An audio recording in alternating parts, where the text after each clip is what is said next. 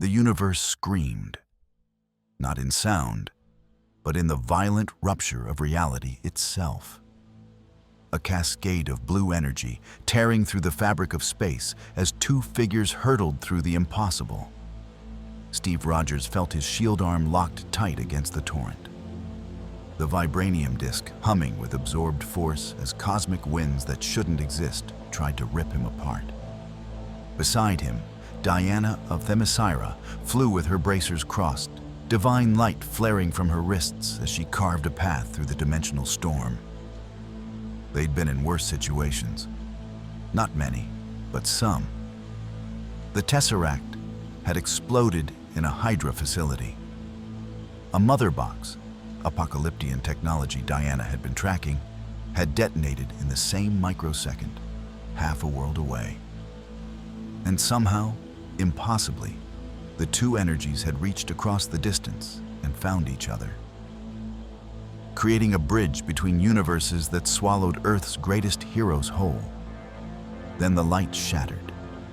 Steve hit sand hard, rolling instinctively, shield up before his eyes even focused. Desert. Twin suns blazing overhead in a sky too blue, too alien. His enhanced senses cataloged everything in seconds. Arid heat, unfamiliar constellations visible even in daylight, and the low thrumming of massive engines somewhere beyond the dunes.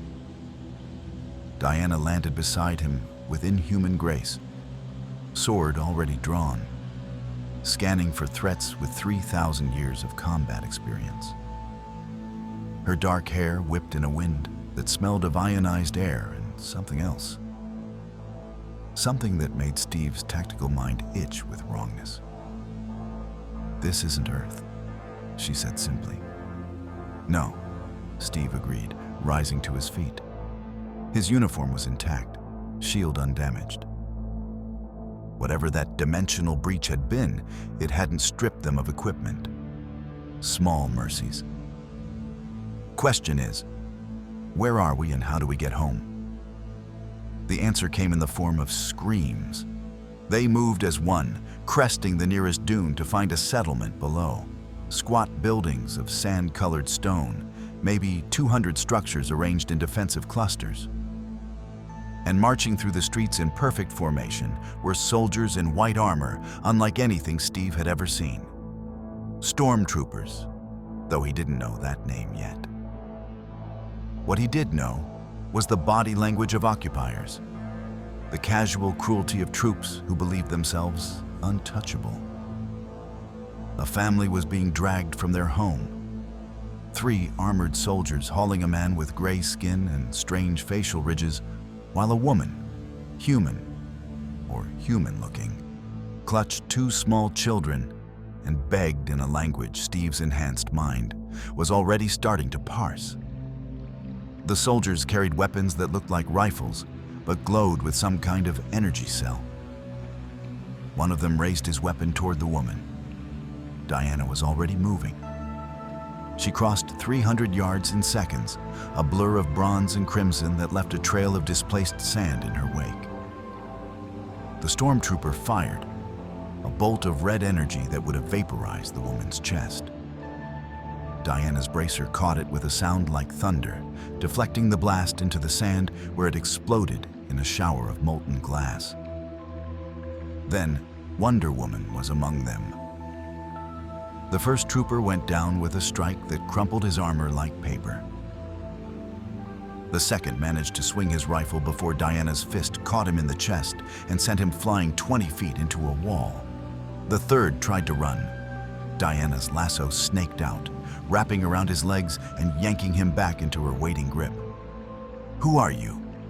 she demanded in English, then in ancient Greek, then in 3 other languages.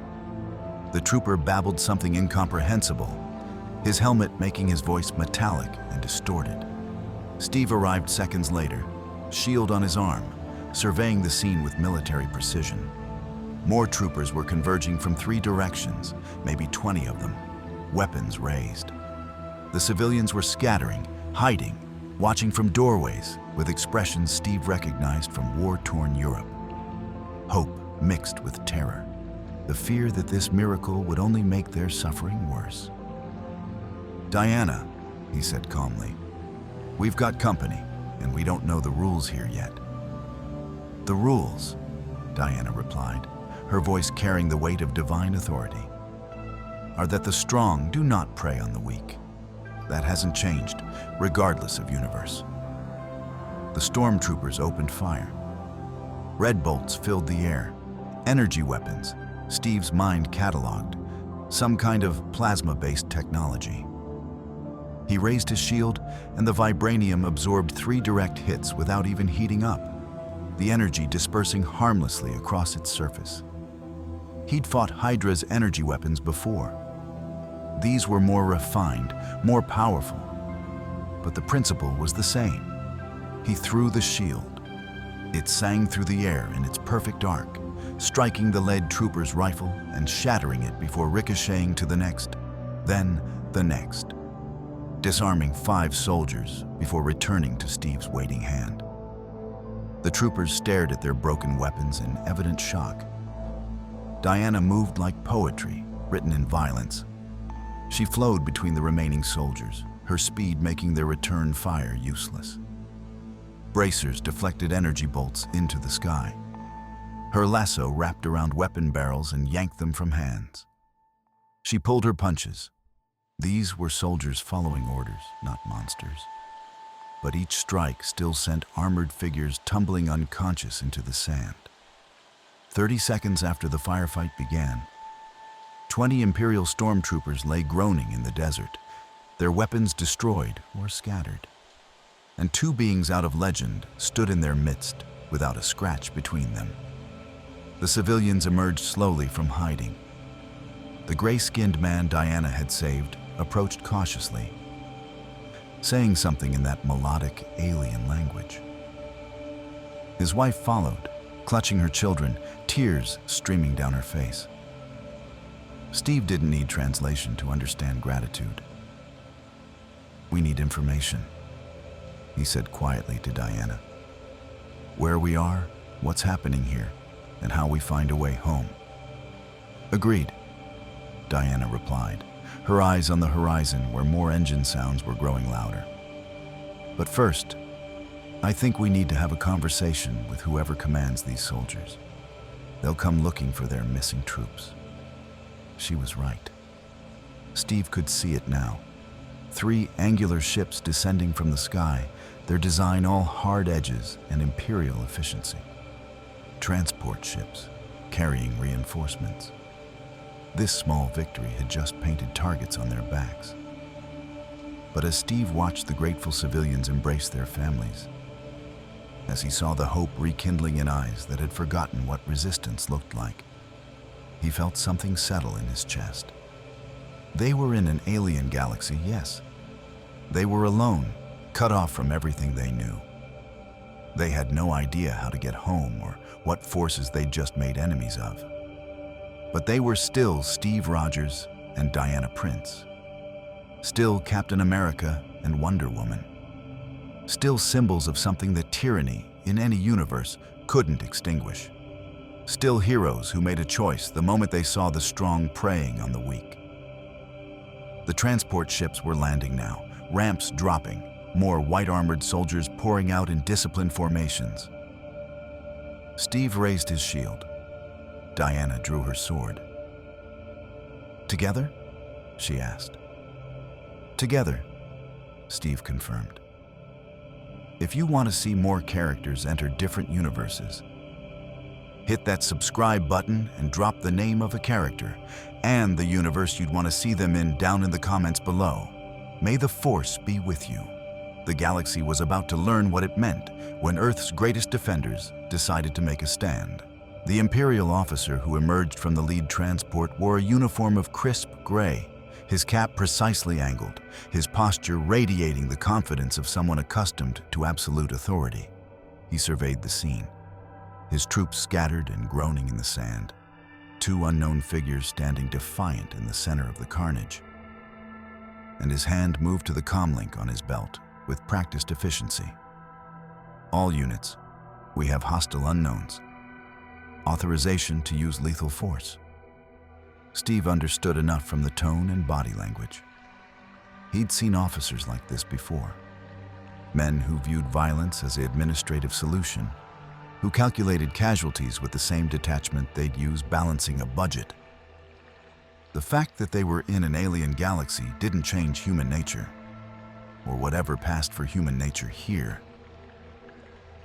"Last chance to stand down," Steve called out in English, knowing it was futile but making the offer anyway. "We don't want to fight. We just want answers." The officer responded by drawing a small pistol from his holster and firing. Diana's bracer intercepted the energy bolt before it reached Steve, the deflected shot scorching sand 20 feet away. Her eyes narrowed with the dangerous calm of a warrior goddess whose patience had just expired. "Answers it is," she said, and became a blur of motion.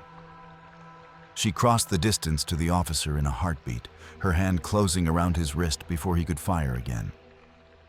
She didn't break bones. That wasn't who Diana was.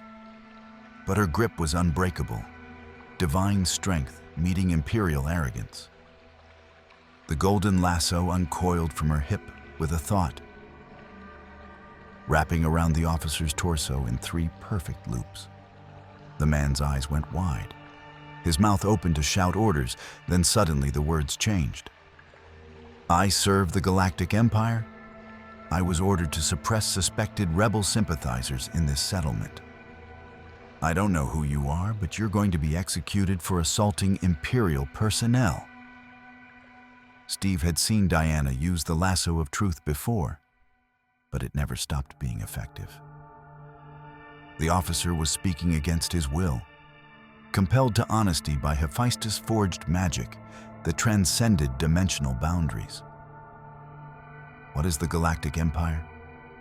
Diana asked, her voice carrying absolute command. The governing body of the known galaxy? Emperor Palpatine rules from Coruscant. We maintain order. We crush rebellion. The officer's face contorted with the effort of trying to stop talking, but the lasso was inexorable.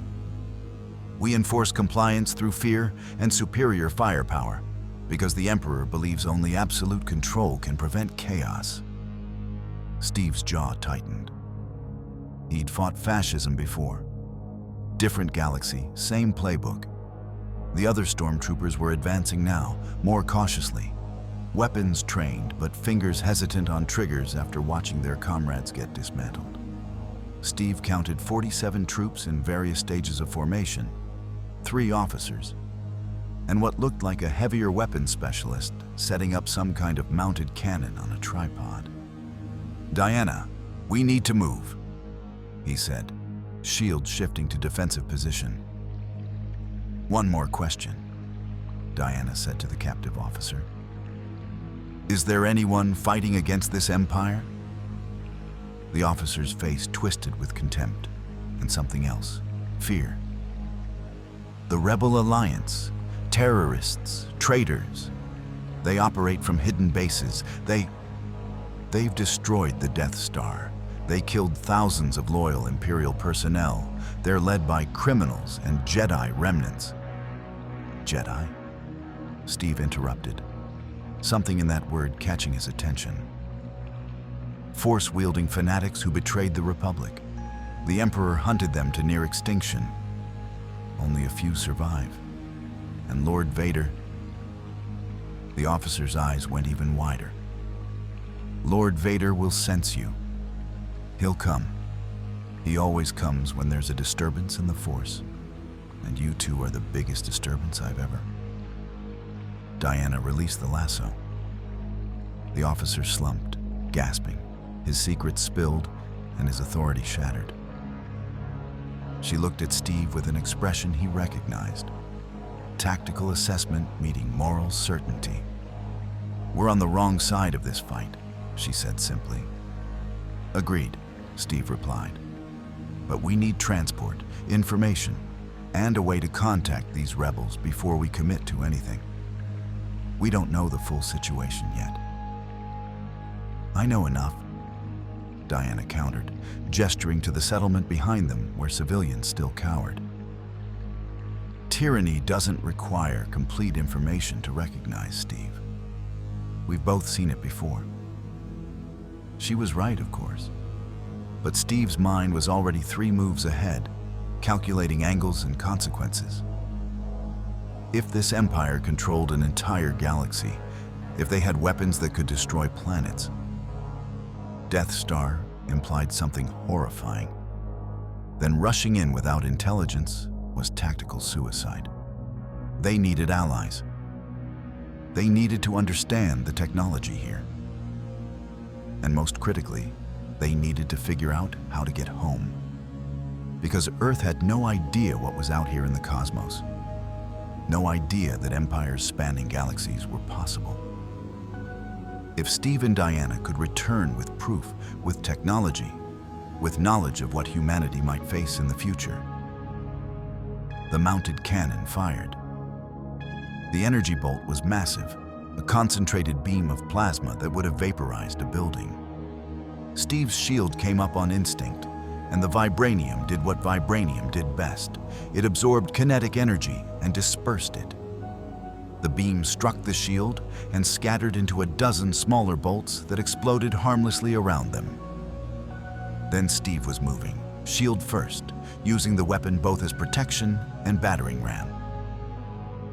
He crashed into the front line of stormtroopers like a freight train, his enhanced strength and super soldier reflexes making him a blur of star-spangled efficiency.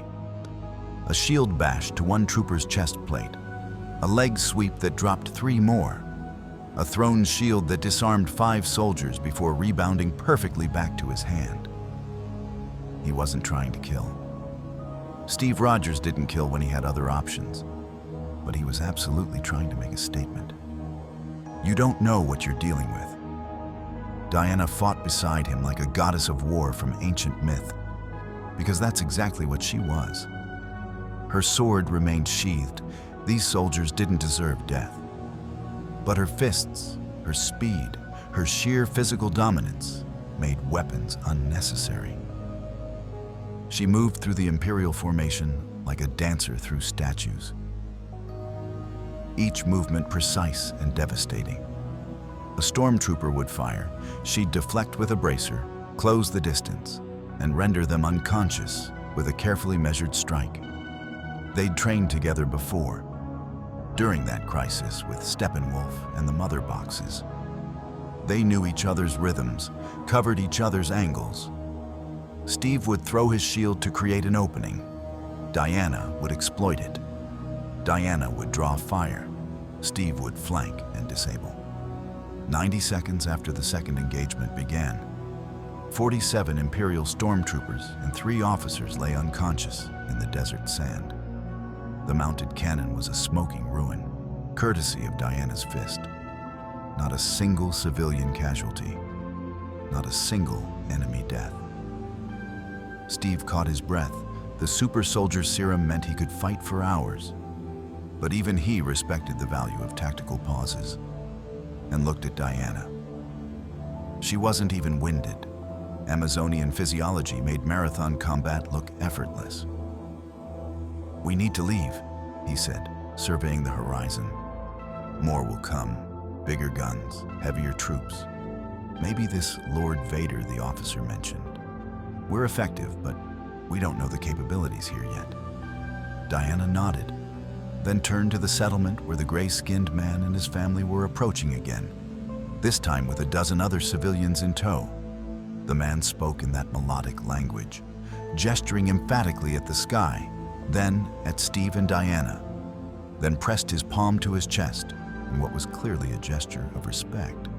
One of the other civilians, a woman with distinctive head tails that marked her as definitively non-human, stepped forward and spoke in halting, accented English. "You, help, we help. Rebels, no rebels, take you." Steve and Diana exchanged glances. The question of whether to trust these people lasted approximately 1 second. They'd just saved these civilians from Imperial brutality. That earned some measure of faith. "Can you take us to the Rebel Alliance?" Steve asked carefully, enunciating clearly. The woman nodded emphatically. Yes. Yes. Rebels here. Hidden. Fight Empire. You... She gestured at Steve's shield, at Diana's bracers. You fight Empire. You rebels now. Diana smiled, and it was her battlefield smile, the one that promised protection to the innocent and retribution to the guilty. We're not rebels yet, but we're definitely not friends of this empire. Close enough, Steve said. Then, to the woman, lead the way, and quickly. We don't have much time. As the civilians guided them toward a hidden speeder bay on the settlement's outskirts, technology that made Steve's tactical mind spin with possibilities. He couldn't shake the officer's words. Lord Vader will sense you. He'll come. Steve had fought gods, aliens, and super soldiers. He'd gone toe-to-toe with Thanos. But something in that warning made his instincts prickle. Whoever this Vader was, he was clearly the Empire's enforcer. And if he was coming, well, Steve Rogers had never backed down from a fight in his life. He wasn't about to start now, even in an alien galaxy. Beside him, Diana's hand rested on her sword hilt, and her eyes scanned the sky with the eternal vigilance of a warrior who'd fought for 3 millennia. Whatever came next, they'd face it together. They just had to hope the Rebel Alliance was everything these desperate civilians believed them to be. The speeder bay was hidden beneath a false floor in what appeared to be a moisture farm storage facility. Technology concealing technology. Layers of deception that Steve recognized as the hallmark of a sophisticated resistance network. The gray-skinned man, whose name the translator woman said was Noth, operated the hidden controls with practiced efficiency. The floor retracted to reveal 3 sleek vehicles that hovered on some kind of anti-gravity propulsion. Steve studied them with the eye of someone who'd ridden everything from motorcycles to Quinjets. Speeders. That's what the woman with the head tails she'd said her species was Twi'lek called them. Civilian models, but modified extensively. Faster engines, reinforced plating, and what looked like concealed weapons systems. Impressive, Diana murmured, running her hand along one speeder's hull. Hover technology without visible propulsion. The physics here are more advanced than Earth's in some ways. In some ways, Steve agreed, but not others. Those energy weapons the soldiers carried, powerful, but the soldiers themselves weren't well trained. Armor looked impressive, but crumpled easily under real force. They're relying on technology to compensate for lack of proper combat discipline. The Twi'lek woman, her name was Sola, listened to their analysis with evident confusion. You speak of Empire troops like you fight many?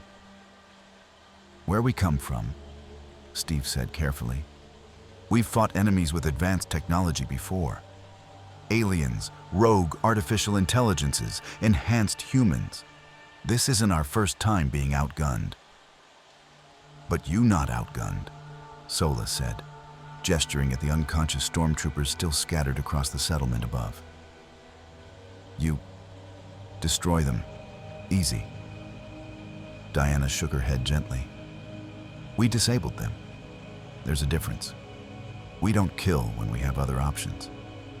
Empire kills always, Sola replied, her voice hardening.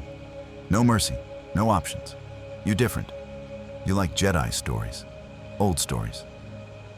That word again, Jedi. Steve filed it away as priority intelligence. Force-wielding, the officer had said. Some kind of warrior monks who'd been hunted to extinction by this Emperor Palpatine. The pieces were starting to form a picture, and it was one Steve recognized from history. A republic fallen to dictatorship. Dissenters purged. Resistance driven underground. The speeders hummed to life. their engines producing a low whine that Steve's enhanced hearing cataloged as some kind of repulsor technology. Noth gestured urgently. Clearly they needed to leave before Imperial reinforcements arrived. Steve and Diana climbed onto one speeder while Sola took the controls, with Noth and 2 other civilians mounting the other vehicles. Then they were moving, accelerating out of the hidden bay and into the desert at speeds that would have been suicidal on any Earth vehicle. The speeder handled like a dream, responsive and stable even as they banked around massive dunes at what Steve's tactical mind calculated as close to 200 miles per hour. The twin suns beat down mercilessly as they raced across the wasteland. Steve used the time to observe, to learn. The desert stretched endlessly in all directions, broken occasionally by rock formations that seemed to jut from the sand like ancient monuments. In the distance, he could see what looked like enormous creatures moving slowly across the dunes. Some kind of local megafauna adapted to extreme conditions. "This planet is called Tatooine," Sola shouted over the wind and engine noise. She pointed to a structure on the horizon, barely visible through the heat shimmer. "Rebel cell there. Hidden base. Empire not know. Yet." "How long have you been fighting the Empire?" Diana asked. Sola's expression darkened. "Empire come 20 years ago. Before we have Republic. Corrupt, slow, but not evil. Then Clone Wars. Then Empire. Then everything changed. My people slaves again. Like old times. Like Hutt times." Steve's jaw tightened. Slavery. That word had the same weight in any language, any galaxy. "The rebels are fighting to restore the Republic." "Rebels fight for freedom," Sola corrected. "Some want old Republic back, some want new thing, all want Empire destroyed."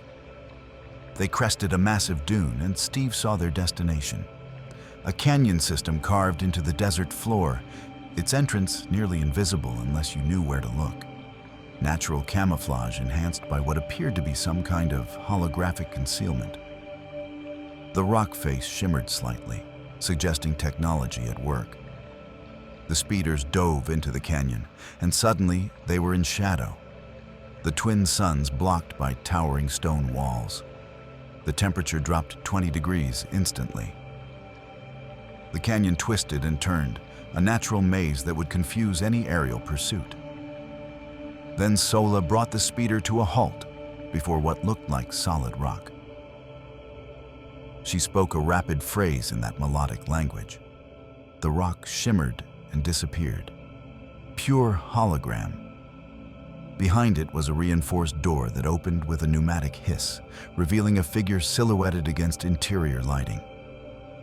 The figure stepped forward, and Steve's tactical assessment went into overdrive. Human male, late 30s, military bearing despite civilian clothing. Blaster pistol on his hip, worn and modified. Scars on his hands, suggesting combat experience. But it was his eyes that told Steve everything. The eyes of someone who'd seen friends die, who'd made impossible choices, who carried the weight of command without the luxury of certainty. "Sola," the man said in accented but clear English, his eyebrows rising as he took in Steve and Diana. "You bring interesting company." "Captain Voss," Sola replied, relief evident in her voice. "They fight Empire, destroy 2 squads. No weapons, just them." Voss's eyes narrowed as he studied Steve's shield and Diana's armor. His hand didn't move to his weapon. Smart man, recognizing that if they were hostile, he'd never clear leather. But his posture shifted to something more defensive. "I'm Captain America," Steve said, offering his hand in the universal gesture of greeting. "This is Wonder Woman. We're not from this galaxy. We're trying to find our way home and figure out what's happening here." Voss stared at the offered hand for a long moment, then slowly reached out and shook it. His grip was firm, testing. "Captain America, Wonder Woman, Those are interesting titles. You're not from this galaxy. He said it like he was testing the words, waiting to see if they sounded less insane the second time. They didn't. That should be impossible. Should be, Diana agreed, her voice carrying diplomatic warmth. Yet, here we are. We've seen impossible things before, Captain Voss. We assume you have as well, if you're fighting an interstellar empire. Voss's lips quirked in something that might have been a smile under different circumstances. You have no idea. Come inside. The Empire monitors this sector heavily, and if you really did take down 2 squads, they'll have dispatched an Inquisitor or worse. He paused, then added with grim humor. We need to talk before you accidentally start a galactic incident, or finish starting one, rather. The interior of the rebel base was cramped but efficient. A warren of converted caves reinforced with technology and inhabited by perhaps 30 people. Humans and aliens worked side by side, maintaining equipment, analyzing data streams, and training with weapons. Everyone looked up as Steve and Diana entered. Conversations dying as rebels stared at the 2 newcomers. Steve recognized the dynamic immediately. These weren't soldiers, not professional ones anyway. They were farmers, traders, mechanics, and idealists who'd taken up arms because they had no other choice. Brave, certainly. Dedicated, absolutely. But they were facing a galactic empire with improvised weapons and desperate courage. He'd seen it before, in the French Resistance, in the Howling Commandos before they'd been properly trained. People who refused to accept oppression, regardless of the odds. Voss led them to a command center where holographic displays showed star maps and tactical data that Steve's enhanced mind immediately began cataloging. 3 people were waiting. An older human woman with gray streaking her dark hair, a male Twi'lek covered in scars, and something that looked vaguely like a humanoid insect with multifaceted eyes. Commander Yenna, Voss said to the woman. We have a situation. Yenna studied Steve and Diana with the hard eyes of someone who'd survived in this business far longer than most. So I'm told. Sola's message said 2 unknown individuals destroyed an Imperial garrison single-handedly. I assume you're them. We disabled them, Steve corrected. We don't kill unless there's no other option. How civilized, Yenna said dryly. The Empire doesn't share your restraint. You just made enemies of the most powerful military force in the known galaxy. I hope you have a plan. Diana stepped forward, and there was something in her bearing.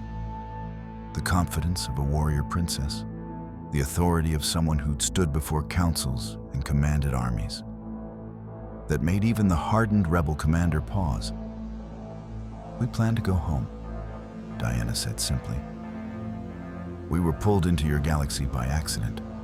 We don't belong here. But while we're here, we don't intend to stand by and watch tyranny flourish. We fought that battle before, in our own world. We'll fight it again, if necessary. The scarred Twi'lek male spoke for the first time, his basic heavily accented. You say you destroyed Imperial troops with no weapons. You say you from another galaxy. This sounds like Jedi legend. Like Force stories. But Force is real, and Jedi are dead. We're not Jedi, Steve said. Where we come from, I was given an enhancement that made me the peak of human potential. Diana is different. Her people are warriors, blessed by their gods with strength and skill beyond normal humans. Gods, Yenna repeated flatly. You expect us to believe in gods when we can barely believe in the Force anymore? Diana's smile was patient, the expression of someone who'd had this conversation countless times over 3 millennia. Belief isn't required, Commander. I am what I am, regardless of your acceptance. But I'm not asking for worship. I'm asking for information. Tell us about your empire. Tell us about this force. Tell us about the Jedi. And tell us if there's any technology in this galaxy that could open dimensional rifts. The rebels exchanged glances. Finally, Yenna gestured to seats around a holographic table. Sit. This is going to take a while. And if even half of what you're implying is true. She trailed off, then fixed them both with a penetrating stare. The question isn't whether you can help us. The question is whether helping us is a mistake that gets you killed. The Empire doesn't lose, not often. And when they do, they make examples. Steve sat, shield resting against his leg, and felt the familiar weight of command settling onto his shoulders. This wasn't his war. This wasn't his galaxy. But he'd never been good at walking away when people needed help. And from the expression on Diana's face, neither had she. Tell us everything, Steve said. Start with this Emperor Palpatine, and don't leave anything out. Outside, in the desert, Imperial probe droids were already scanning the sector.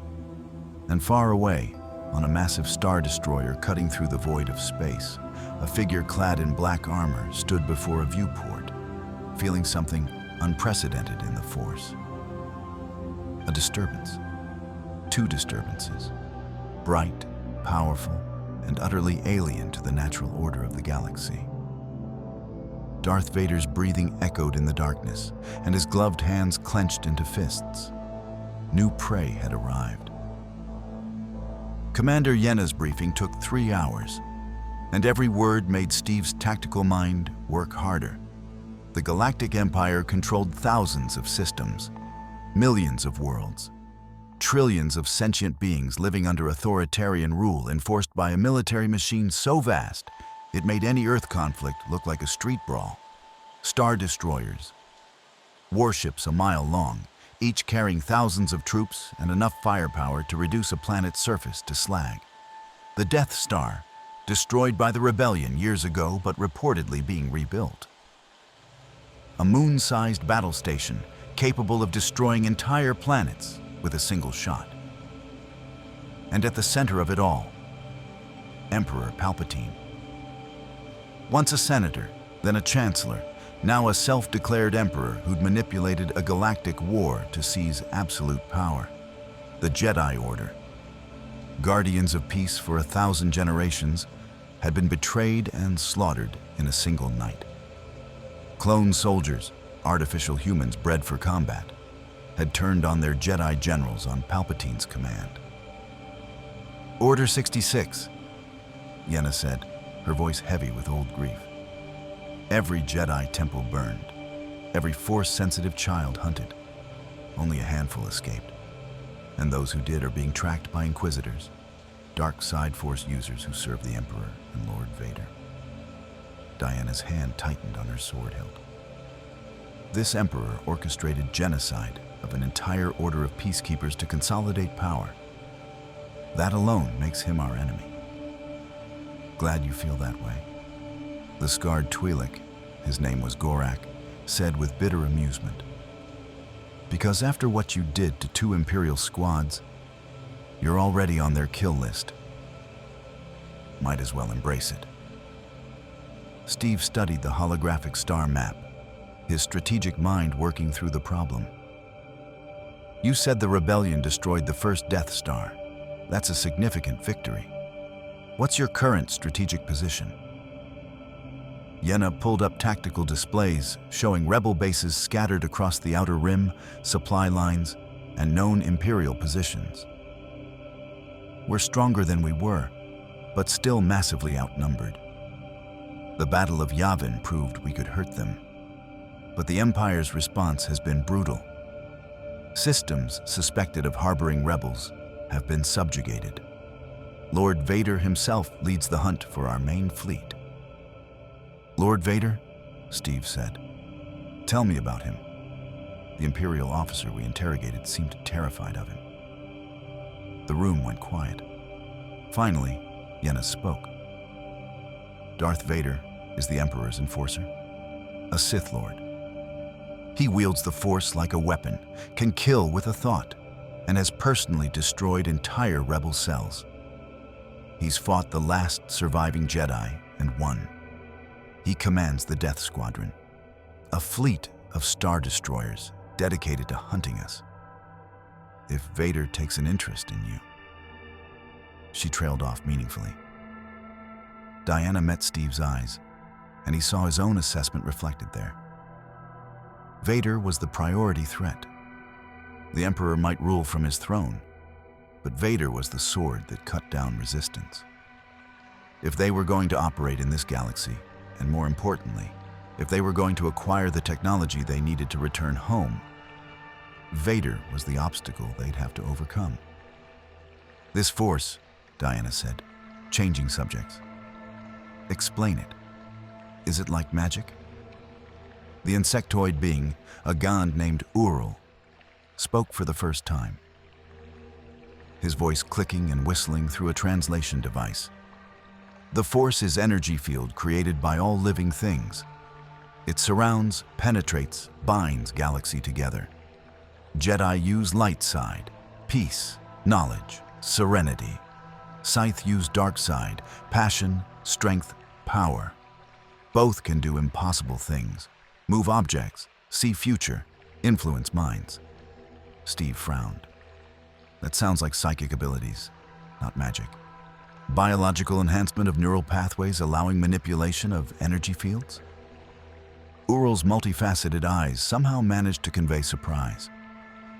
That is very scientific understanding. Most see Force as mystical, but yes, partly biological. Midi-chlorians, microscopic life forms in cells, allow Force sensitivity. More midi-chlorians, stronger Force connection. Diana leaned forward, intrigued. Can anyone learn to use this Force? Or is it only those born with these midi-chlorians? Born with, Yenna confirmed. And the Empire hunts them all. Force-sensitive children are taken, killed, or twisted into Inquisitors. It's one of the Emperor's methods of control. Eliminate anyone who might challenge his power. Steve processed this information, fitting it into a larger picture. The Empire maintained control through fear, overwhelming military force, and the systematic elimination of anyone who might possess the power to resist. Classic fascist playbook, scaled to galactic proportions. You said you're trying to find a way home, Gorak said, leaning back in his chair. What do you need? Technology, Steve said bluntly. Whatever caused us to cross dimensions involved advanced energy manipulation, something called a tesseract on our world, and a device called a mother box. Both are far beyond current Earth technology. If your galaxy has faster-than-light travel, planet-destroying weapons, and Force manipulation, you might have something that can open a dimensional rift. Hyperdrive technology allows FTL travel, Yenna said slowly, but it works through hyperspace, an alternate dimension adjacent to real space. Is that what you mean? Diana shook her head. Not adjacent dimensions, separate universes entirely. Different laws of physics, different timelines, different realities. The rebels exchanged uncertain glances. Finally, Ural spoke. Gand has heard legends. Ancient Sith technology. World between worlds. Portal to all times, all places. But legend only, lost, if ever existed. Steve filed that away as potential intelligence. What about Imperial research facilities? If they're working on superweapons like the Death Star, they might have experimental technology we could use. Imperial research stations are the most heavily guarded installations in the galaxy, Yenna said flatly. Accessing one would require a full military assault, and we don't have those resources. Unless, Gorak said thoughtfully, You two are as dangerous as Sola claims. She said you destroyed 2 squads without breaking stride. If that's true, it's true, Steve confirmed. But we're not invincible. We can be overwhelmed, outmaneuvered, or put in no-win scenarios just like anyone else. Diana is stronger and more durable than I am, but even she has limits. Diana smiled slightly. Steve is being modest. On our world, he once fought off an army single-handedly to buy time for civilians to escape. And I've faced gods in combat. We're not invincible, but we're very, very difficult to stop. Yenna studied them both for a long moment, and Steve could see the calculation happening behind her eyes. She was weighing risks and opportunities, trying to decide if these 2 strangers were assets or liabilities. It was what any good commander would do. There's an Imperial research facility 3 systems from here, she finally said. Small operation, lightly defended by Star Destroyer standards. They're working on gravity well projectors, technology to pull ships out of hyperspace. Intel suggests they're also experimenting with interdimensional sensors, trying to detect rebel bases hidden in deep space. Steve's attention sharpened. Interdimensional sensors. That's close to what we need. It's also suicide, Yenna countered. The facility is on Scarif, an Imperial security planet. Shield gate in orbit. Shore troopers. Death troopers, if you're unlucky. And if Vader catches wind of an assault. She left the implication hanging. We've faced worse odds, Diana said quietly. And if this facility has technology that could help us return home, we have to try. We also need something else, Steve added. And this was the part he'd been calculating since the briefing began. If we do return home, and that's still an if, Earth needs to know what's out here. We're isolated, developing slowly, completely unprepared for the possibility of interstellar threats. We need to bring back proof, technology, evidence that galaxies like this exist. Yenna's expression hardened. You want to steal Imperial technology and take it to your world? Yes, Steve said without hesitation. Not weapons, necessarily, but propulsion systems, energy generation, medical technology. Things that could advance Earth's development and help us prepare for a future where we're not alone in the universe. That's a dangerous game, Gorak warned. Technology without wisdom to use it properly destroys civilizations. Republic made that mistake. Empire makes it worse. Diana nodded slowly. He's right, Steve. We need to be careful about what we take back and how it's used. I know, Steve agreed. But doing nothing, leaving Earth blind to what's possible, that's more dangerous. If someone hostile finds Earth before we're ready, we'll be conquered before we even understand what's happening. The room fell silent as the rebels absorbed this. Finally, Yenna spoke. This conversation is above my authority. But I can tell you this. If you really can assault an Imperial facility and survive, the Alliance would be very interested in working with you. We need every advantage we can get. Then help us plan the operation, Steve said. We'll need intelligence on Scarif's defenses, guard rotations, facility layouts. Diana and I can handle combat, but we're operating blind in this galaxy. We need guides who understand Imperial procedures. Yenna looked at Gorak and Ural. Both nodded slowly. We have assets in that sector, she said. I can get you intelligence. But understand this. If you go to Scarif, you're committing to our fight. The Empire doesn't forgive, and they don't forget. You'll be hunted for the rest of your lives. Diana's smile was fierce. Commander, we've been hunted by worse. Let them come. There's one more thing you should know, Ural said, his translator crackling slightly. Lord Vader arriving soon. Probe droids report your battle. Imperial intelligence processing data. Vader will want to see these new force disturbances himself. Steve felt his instincts prickle. The same tactical warning that had kept him alive through 100 battles. How soon? Days, Yenna said grimly. Maybe less. Vader's Star Destroyer, the Executor, moves faster than standard Imperial vessels. And when he wants something, he doesn't wait for authorization. Steve exchanged glances with Diana. They'd bought themselves a timeline. Acquire intelligence, plan the Scarif operation, and execute before Vader arrived. It was tight, but workable. Then we don't have time to waste, Steve said, rising from his seat. Commander Yenna, we'll need everything you have on Scarif. Guard patterns, technological specifications, potential infiltration routes. Diana and I will review the intelligence and formulate an assault plan. Assault plan, Gorak repeated with dark amusement. You don't do small operations, do you? Diana's smile could have cut Durasteel. We don't do half measures. If we're going to fight, we fight to win.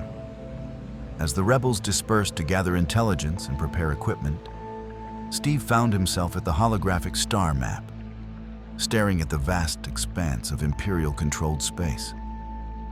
Thousands of systems, billions of soldiers, weapons that could destroy planets.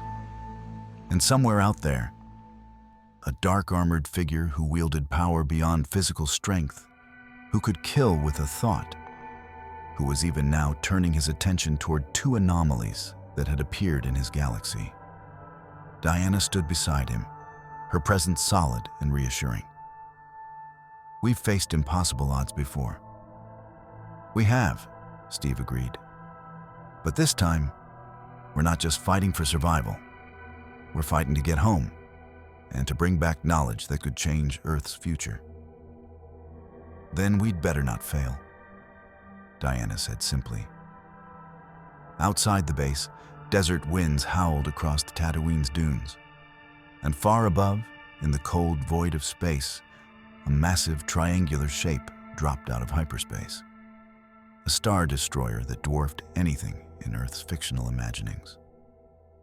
On the bridge, Darth Vader stood in darkness, feeling the Force ripple with disturbances he'd never experienced before. Two presences, burning bright in the Force but wrong somehow. Not Jedi, not Sith. Something else entirely. His breathing echoed in the command center, and every officer present felt the temperature drop as the Dark Lord's attention focused on the planet below. Prepare a ground assault, Vader commanded, his voice mechanically distorted but carrying absolute authority. I will lead the operation personally. These disturbances will be investigated. If they are threats, they will be eliminated.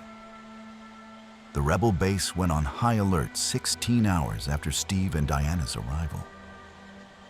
Ural's multifaceted eyes had been fixed on sensor displays when he suddenly hissed through his translator, Imperial Star Destroyer exiting hyperspace, Executor class, Vader's flagship. The command center erupted into controlled chaos. Rebels rushing to stations, weapons being distributed, evacuation protocols initiating.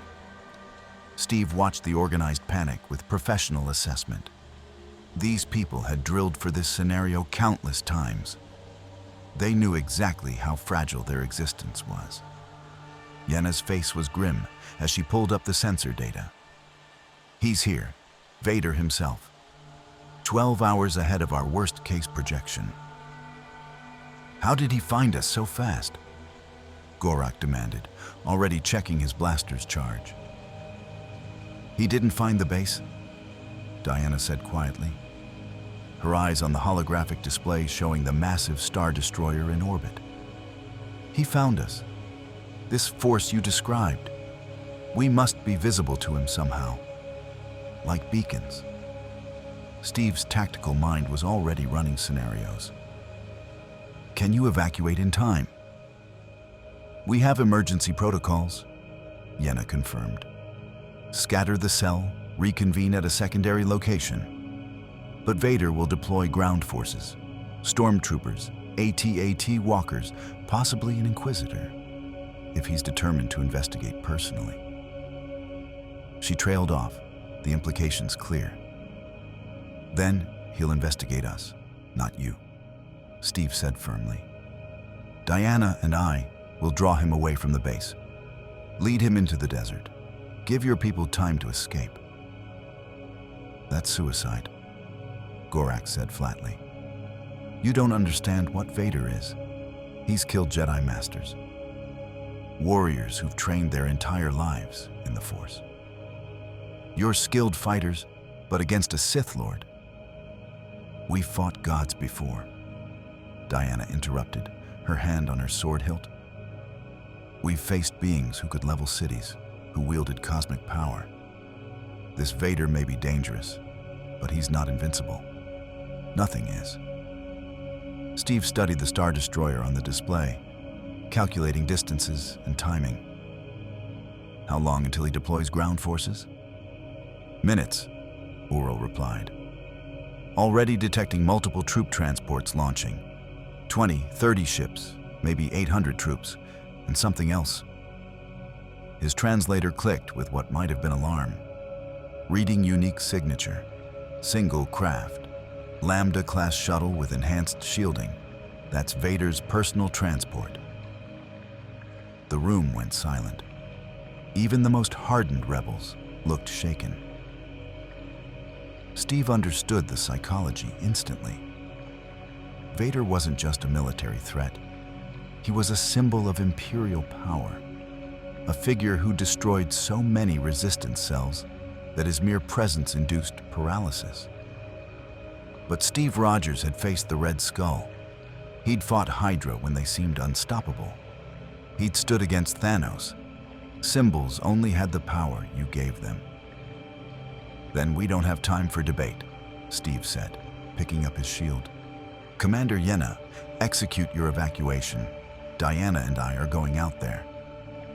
We'll provide covering fire, Yenna began. No, Diana cut her off. Your weapons won't be effective against what's coming, and you'll only get yourselves killed. Get your people to safety. That's how you help us. Steve moved toward the exit, but Yenna caught his arm. Captain, if you somehow survive this, the intelligence on Scarif will be waiting at our secondary location. Coordinates are being uploaded to a datapad we'll give you. She pressed a small device into his hand. But I don't think anyone survives Vader. Then we'll be the first, Steve said simply.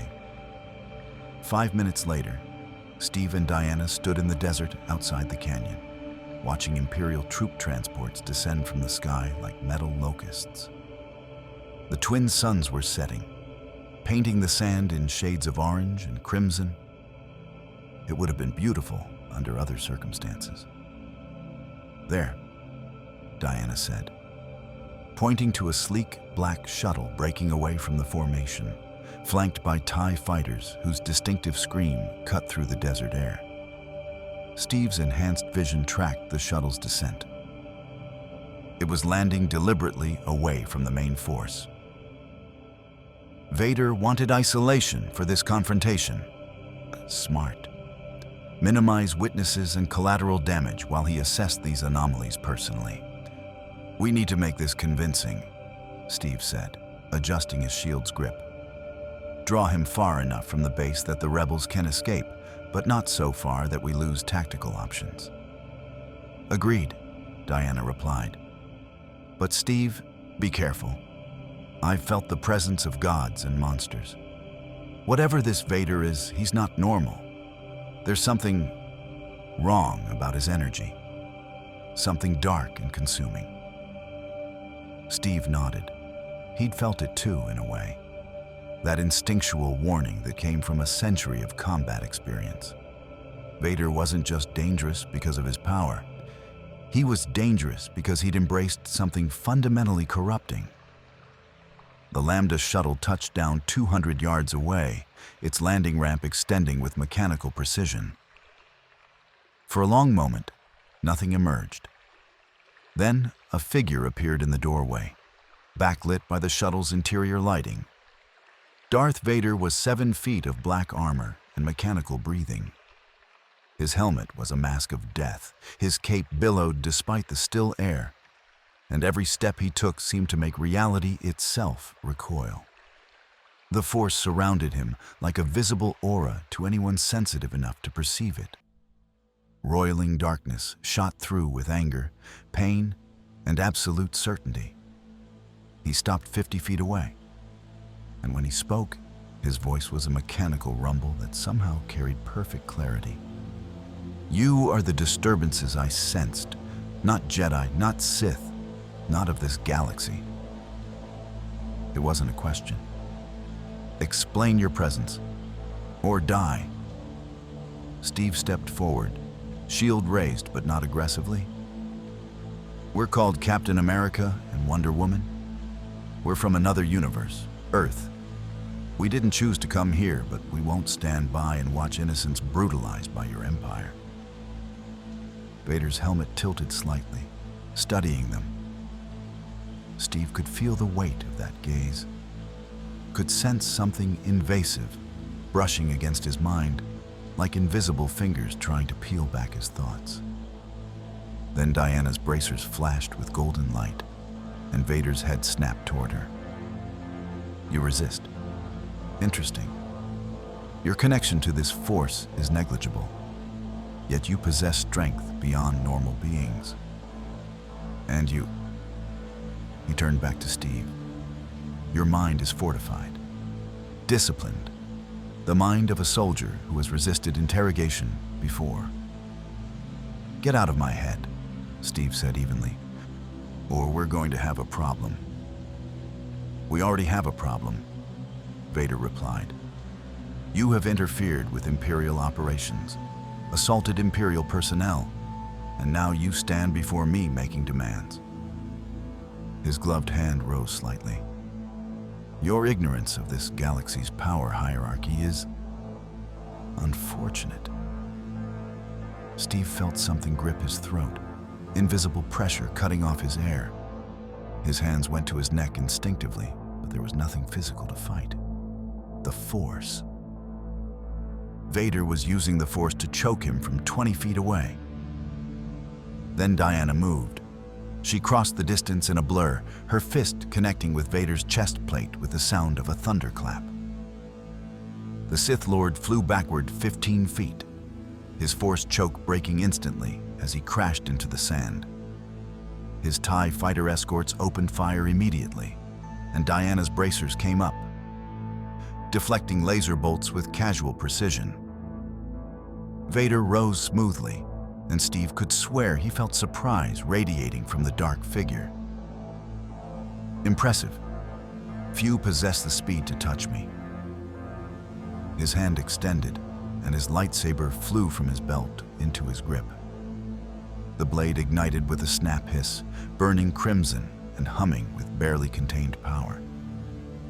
But speed alone will not save you. Steve's lungs burned as he recovered from the Force choke, but he was already moving, shield raised. He'd faced enemies who could kill from a distance before. The key was closing the gap, eliminating the advantage of range. Vader's lightsaber swept toward Diana in an economical strike. No wasted motion, just pure lethal efficiency. She blocked with her bracers, and the lightsaber shrieked against the enchanted metal. Sparks flew, but the bracers held. Vader's helmet tilted again, processing this impossibility. Your armor resists a lightsaber. Impossible. Nothing is impossible, Diana replied, and drove her fist toward his helmeted head. Vader raised his free hand and caught her punch in a force field, invisible energy absorbing the impact. But Steve saw the Sith Lord's feet dig into the sand, saw him pushed back 3 inches by the sheer force. Diana was physically overpowering his force defense. Steve's shield sang through the air, vibranium edge aimed for Vader's midsection. The Sith Lord spun with inhuman grace, lightsaber intercepting the shield mid-flight. The weapons connected, and something extraordinary happened. The vibranium absorbed the lightsaber's energy, causing the plasma blade to flicker and the shield to rebound at an odd angle. Vader froze for a microsecond, the first sign of genuine uncertainty Steve had seen. "What material is that?" "Vibranium," Steve said, catching the shield as it returned. "Absorbs kinetic and energy attacks, and it doesn't melt." 3 things happened simultaneously. Vader thrust his hand forward, and Steve was lifted off his feet by invisible force, flying backward 20 yards. Diana lunged with her sword, God-killer blade aimed for Vader's neck. And Vader's lightsaber came up in a parry that met enchanted metal with another shower of sparks. The Force and divine magic collided in that moment. 2 fundamental powers of different universes meeting in violent opposition. Diana's sword was forged by Hephaestus, blessed by Zeus, designed to kill immortals. Vader's lightsaber was powered by a kyber crystal attuned to the dark side. An elegant weapon from a more civilized age turned to purposes of oppression. Neither weapon broke. Vader disengaged, creating distance with a force-enhanced leap that carried him 30 feet backward. His breathing was faster now, not from exertion, but from processing impossibilities. These beings shouldn't exist. Their resistance to the Force shouldn't be possible. Their weapons and armor defied everything he understood about the galaxy's laws. "You are more dangerous than I anticipated," Vader said, his mechanical voice carrying something that might have been respect. "The Emperor would be interested in studying you. Submit, and your deaths will be painless." Diana's laugh was sharp as broken glass. "I've been threatened by gods, demon lords, and cosmic tyrants. Your Emperor doesn't frighten me." "Then you are a fool," Vader replied. And the real battle began. He attacked with the efficiency of a trained Jedi Knight, corrupted by Sith power. Lightsaber work so precise it seemed choreographed, each strike positioned to exploit openings that shouldn't exist. But Diana had been fighting for 3,000 years. She'd sparred with Artemis, battled Ares, and learned every martial discipline Earth had ever produced. Her sword met his lightsaber in a pattern of blocks and counters that created a deadly dance. Steve re-entered the fight with shield throws and tactical positioning, forcing Vader to defend multiple angles. The Sith Lord used the Force to hurl sand, rocks, and debris, but Steve's enhanced reflexes let him dodge while Diana's bracers deflected anything too large to avoid. What struck Steve most was that Vader wasn't overwhelming them. He was skilled, powerful, and dangerous, but he was struggling. The Dark Lord had expected to dominate, to crush these anomalies with the same ease he'd destroyed rebel cells and Jedi survivors. Instead, he was being pushed to his limits. Diana's fist caught him in the chest again, and this time Steve heard the distinct sound of armor plating cracking. Vader stumbled, his lightsaber coming up defensively. Steve's shield followed immediately, striking the Sith Lord's helmet with a gonging impact that actually knocked him to one knee. For 3 seconds, the 3 combatants stood frozen. Vader kneeling in the sand, his breathing labored. Diana with her sword raised, ready to strike. Steve with his shield positioned to throw or defend. Then Vader's hand thrust forward and the Force erupted. Both Steve and Diana were lifted off their feet and hurled backward with crushing power. Not the controlled Force choke from before, but raw telekinetic fury. Steve hit the sand and rolled, coming up bruised but unbroken. Diana recovered mid-flight, landing on her feet with cat-like grace. Vader rose, and now his stance was different. More defensive, more cautious. You cannot be defeated through conventional means. Very well. The Emperor has taught me many abilities. His hand extended, and force lightning erupted from his fingertips. The crackling blue-white energy arced toward Diana, who crossed her bracers instinctively. The lightning struck the enchanted metal and dispersed, some energy absorbed, some deflected harmlessly into the sand. Vader's helmet tilted, another impossibility. Force lightning was absolute.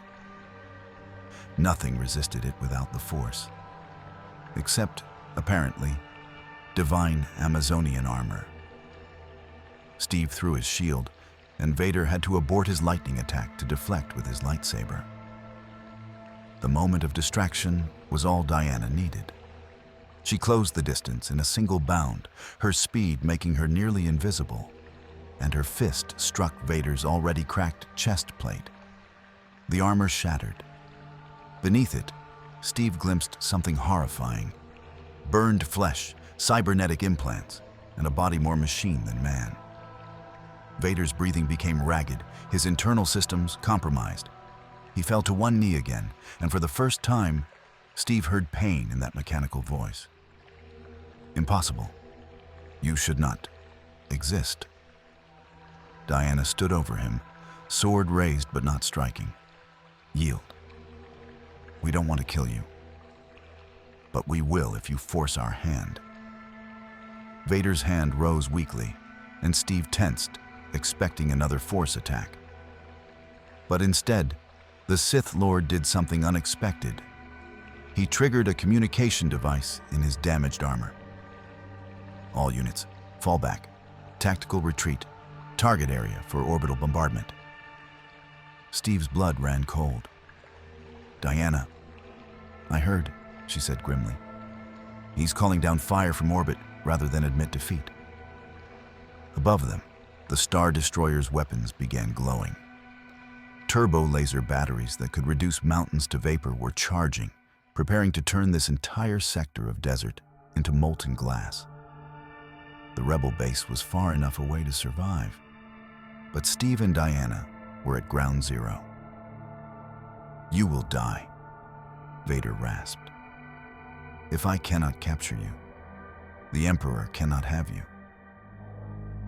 Better to destroy you than allow you to interfere further. Steve looked at Diana. She met his eyes, and he saw the same calculation. They could survive an orbital strike. Diana's durability might protect her, and Steve had lived through worse. But Vader was wounded, vulnerable. If they pressed the attack now, they could capture him, interrogate him, learn everything about Imperial operations, about Scarif, about the technology they needed. But that would mean abandoning any pretense of mercy. It would mean killing or capturing a wounded enemy who'd already called for retreat. The turbo laser batteries were reaching full charge. Steve had maybe 30 seconds to decide. Diana, can you get us to that shuttle? She glanced at Vader's Lambda-class shuttle sitting unguarded 200 yards away.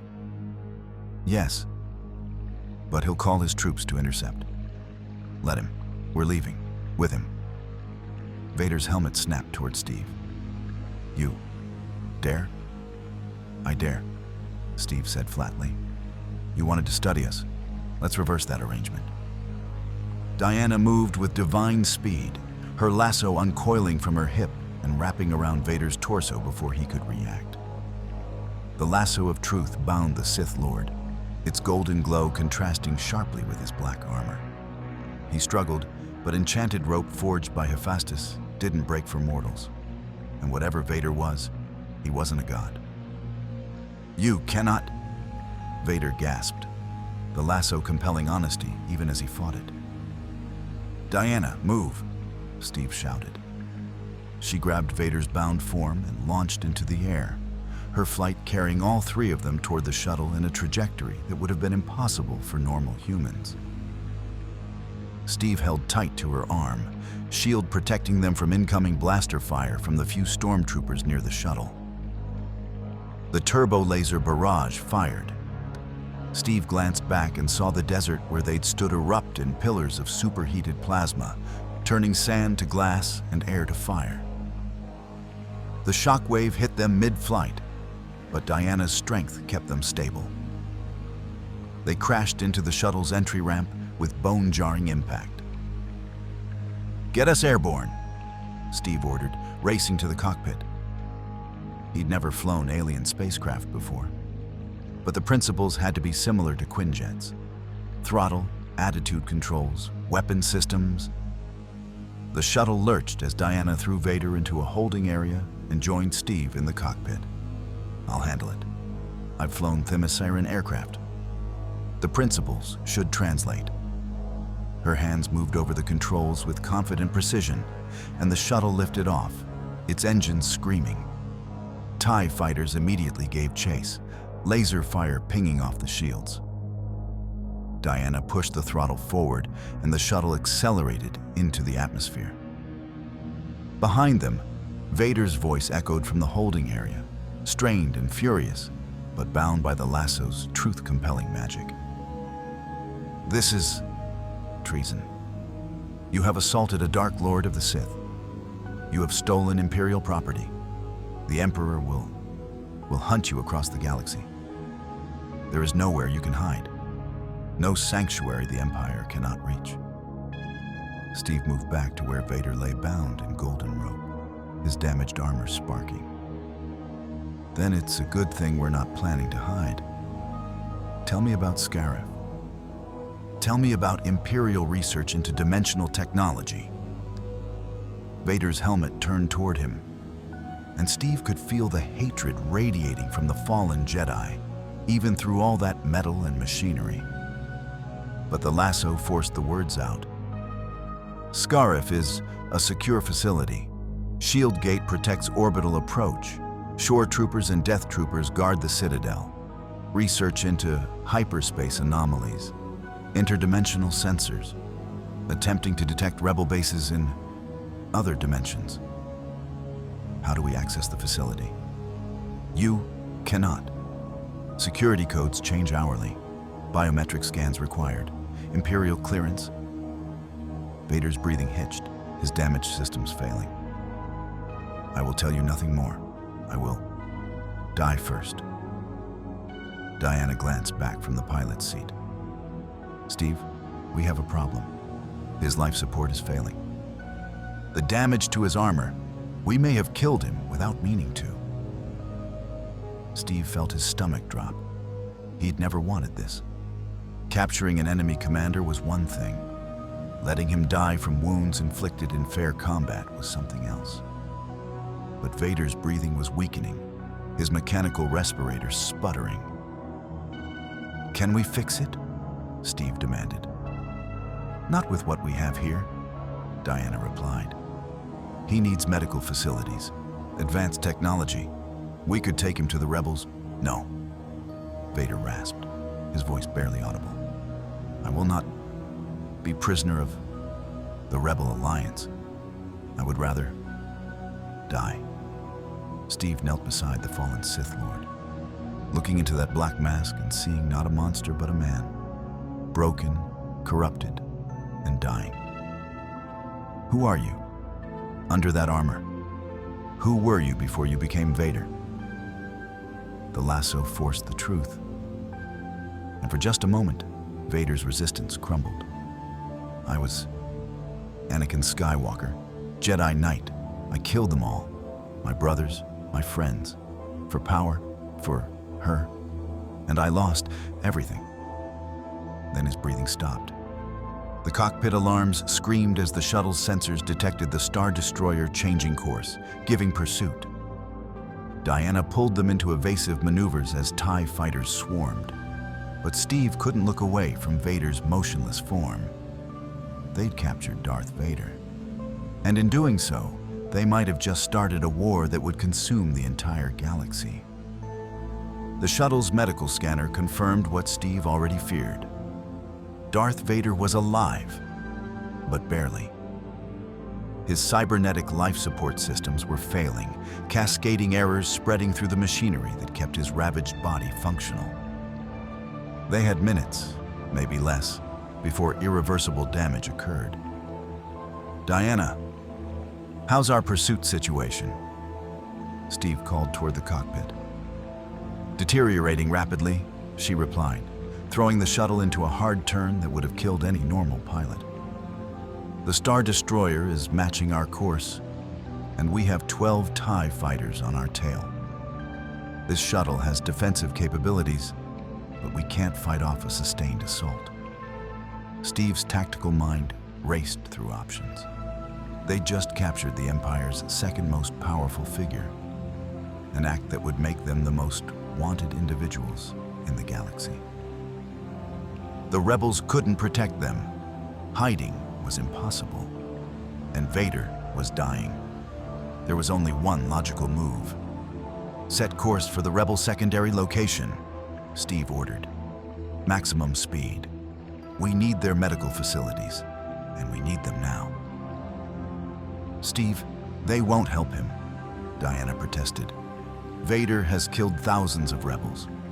To them, he's the symbol of everything they're fighting against. They'll help him because we need him alive," Steve said grimly, already working on Vader's damaged chest plate with tools from the shuttle's emergency kit. "He has information we need about Scarif. Security codes, facility layouts, access protocols, and more than that." He paused, remembering that tortured confession. He was a Jedi once, before the Empire corrupted him. That makes him a victim as much as a perpetrator. Diana's voice carried through from the cockpit, strained but thoughtful. "You're going to try to redeem him, a Sith Lord who's murdered countless innocents." "I'm going to try to save his life first," Steve corrected. "What happens after that is his choice." The shuttle lurched as a laser bolt clipped their port engine.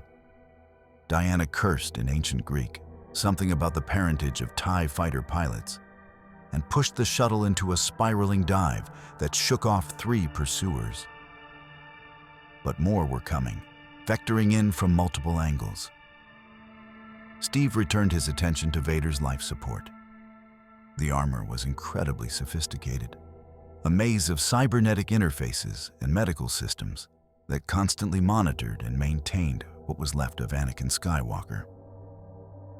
The damage Diana had inflicted had severed crucial connections, interrupting the supply of oxygen-enriched fluid to his ruined lungs. There, a bypass junction.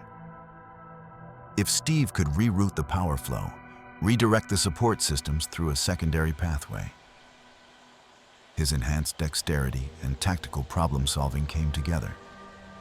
Wires were reconnected, circuits were bridged, and miraculously, Vader's breathing resumed, ragged and weak, but present. "Got him stabilized," Steve announced. "He needs proper medical attention, but he'll survive long enough to reach the rebels." "Assuming we survive long enough," Diana replied. "TIE fighters are persistent little things. Respect their dedication even if their aim is terrible." A brilliant flash of light erupted beside the shuttle, a TIE fighter exploding as Diana's return fire found its mark. 2 more veered off, but the Star Destroyer was gaining, its massive bulk somehow keeping pace with their smaller, faster shuttle. "They're going to have a tractor beam," Steve warned. "If they lock onto us, they won't," Diana interrupted with absolute confidence. "Because we're about to do something very stupid." She pulled the shuttle into a climb that defied physics, straight up through the atmosphere, engines screaming. The TIE fighters followed, but Diana had calculated perfectly. At the apex of the climb, she cut power entirely. For 3 seconds, they were in freefall, plummeting back toward the planet. The TIE fighters overshot, their pursuit trajectory too committed to correct. Then Diana reignited the engines and banked hard, skimming the upper atmosphere at an angle that cooked their shields but put them ahead of the pursuit. "Jumping to hyperspace," she announced. "Coordinates locked from the datapad. Hold on." The stars stretched into lines, and reality twisted as they entered hyperspace. The Star Destroyer and its TIE fighters disappeared behind them, left in normal space, unable to pursue without calculating their own jump. Steve let out a breath he didn't know he'd been holding. In the holding area, Vader's breathing continued its mechanical rhythm, each cycle a reminder of how close they'd come to killing him. Diana emerged from the cockpit, her armor scored but intact, her expression troubled. "We just made enemies of the Empire's most powerful military force. They'll hunt us until we're dead or captured. Was capturing Vader worth that price?" Steve looked down at the fallen Sith Lord. "Ask me that again after we see if we can bring Anakin Skywalker back from the darkness. If there's even a chance that the man he was before is still in there." "That's the Steve Rogers I know," Diana said with a slight smile. "Always believing people can be better than they are. It's admirable, also occasionally infuriating. I'll take that as a compliment." The hyperspace journey to the Rebel secondary location took 4 hours. Steve spent that time monitoring Vader's condition, ensuring his jury-rigged repairs held, while Diana reviewed intelligence about Scarif from the datapad. Neither spoke much. Both were processing the magnitude of what they'd just done. When they dropped out of hyperspace, they found themselves in an asteroid field surrounding a small, unremarkable moon. Hidden among the rocks was the Rebel base, smaller than the Tatooine installation, more temporary, but functional. "Unknown shuttle, identify yourself or be destroyed," came a terse communication from a Rebel Y-Wing fighter on patrol. "This is Wonder Woman and Captain America," Diana replied calmly. "We're carrying wounded, requesting immediate medical assistance in conference with Commander Yenna." There was a long pause. Then, "Copy that. You're cleared for landing, Base 7. But be advised, Base is on high alert. The Empire's hunting someone, and every patrol in 3 systems is mobilized." "They're hunting us," Steve said quietly. The landing was smooth, Diana's piloting as precise as any military aviator Steve had flown with. But when the ramp lowered and Rebel soldiers saw what they'd brought aboard, weapons were instantly raised and safeties clicked off. "That's..." one Rebel stammered. "Darth Vader?" another finished, voice shaking with a mixture of fear and fury. Commander Yenna pushed through the crowd, her expression thunderous. "What in the name of the Force have you done?" "What needed to be done," Steve replied evenly, descending the ramp with his shield ready, not to fight, but to make his position clear. "Vader attacked us. We defended ourselves. He's wounded and needs medical attention." "So let him die," Gorak snarled, his blaster aimed at Vader's motionless form. "Let the monster bleed out on your shuttle. He's killed hundreds of us, thousands. You don't know what he's done." "I know exactly what he's done," Steve interrupted, his voice carrying the authority of Captain America, the weight of command that had led the Avengers. "I've read your reports, I've seen the casualty lists, and I'm not asking you to forgive him. I'm asking you to be better than the Empire, to show that the rebellion fights for justice, not just revenge." "This isn't about justice," a female rebel spat. "He killed my brother at the Battle of Yavin. He killed my entire squadron. And killing him now, while he's helpless, makes you what?" Diana asked quietly, stepping beside Steve. "A warrior? Or an executioner?" I've lived through 3,000 years of war. I've seen what happens when we abandon our principles in the name of vengeance. It hollows you out. It turns you into the very thing you're fighting against. The standoff held for 10 seconds that felt like hours. Then Yenna lowered her weapon. Get him to the medical bay, under guard. If he so much as twitches wrong, we'll space him. Fair enough, Steve agreed. The medical bay was a converted cargo hold with repurposed equipment, nothing like the advanced facilities of S.H.I.E.L.D. or the Watchtower, but functional. A medical droid, a hovering sphere with multiple manipulator arms, immediately began scanning Vader's damaged armor. Prognosis? Yenna demanded. Critical but stable, the droid reported in a clipped synthetic voice. Subject is heavily cybernetic. Approximately 68% of organic tissue has been replaced with mechanical prosthetics. Life support systems are damaged but functional. Recommend immediate surgical intervention to prevent systemic failure. Do it, Steve ordered. Captain America, Yenna said sharply, you don't give orders in my base. Steve turned to face her, and there was steel in his eyes. Commander, with respect, we just risked our lives to bring you the Empire's second-in-command. Vader has information about Scarif that we need. More than that, he glanced at the unconscious Sith Lord. He was a Jedi once, someone named Anakin Skywalker.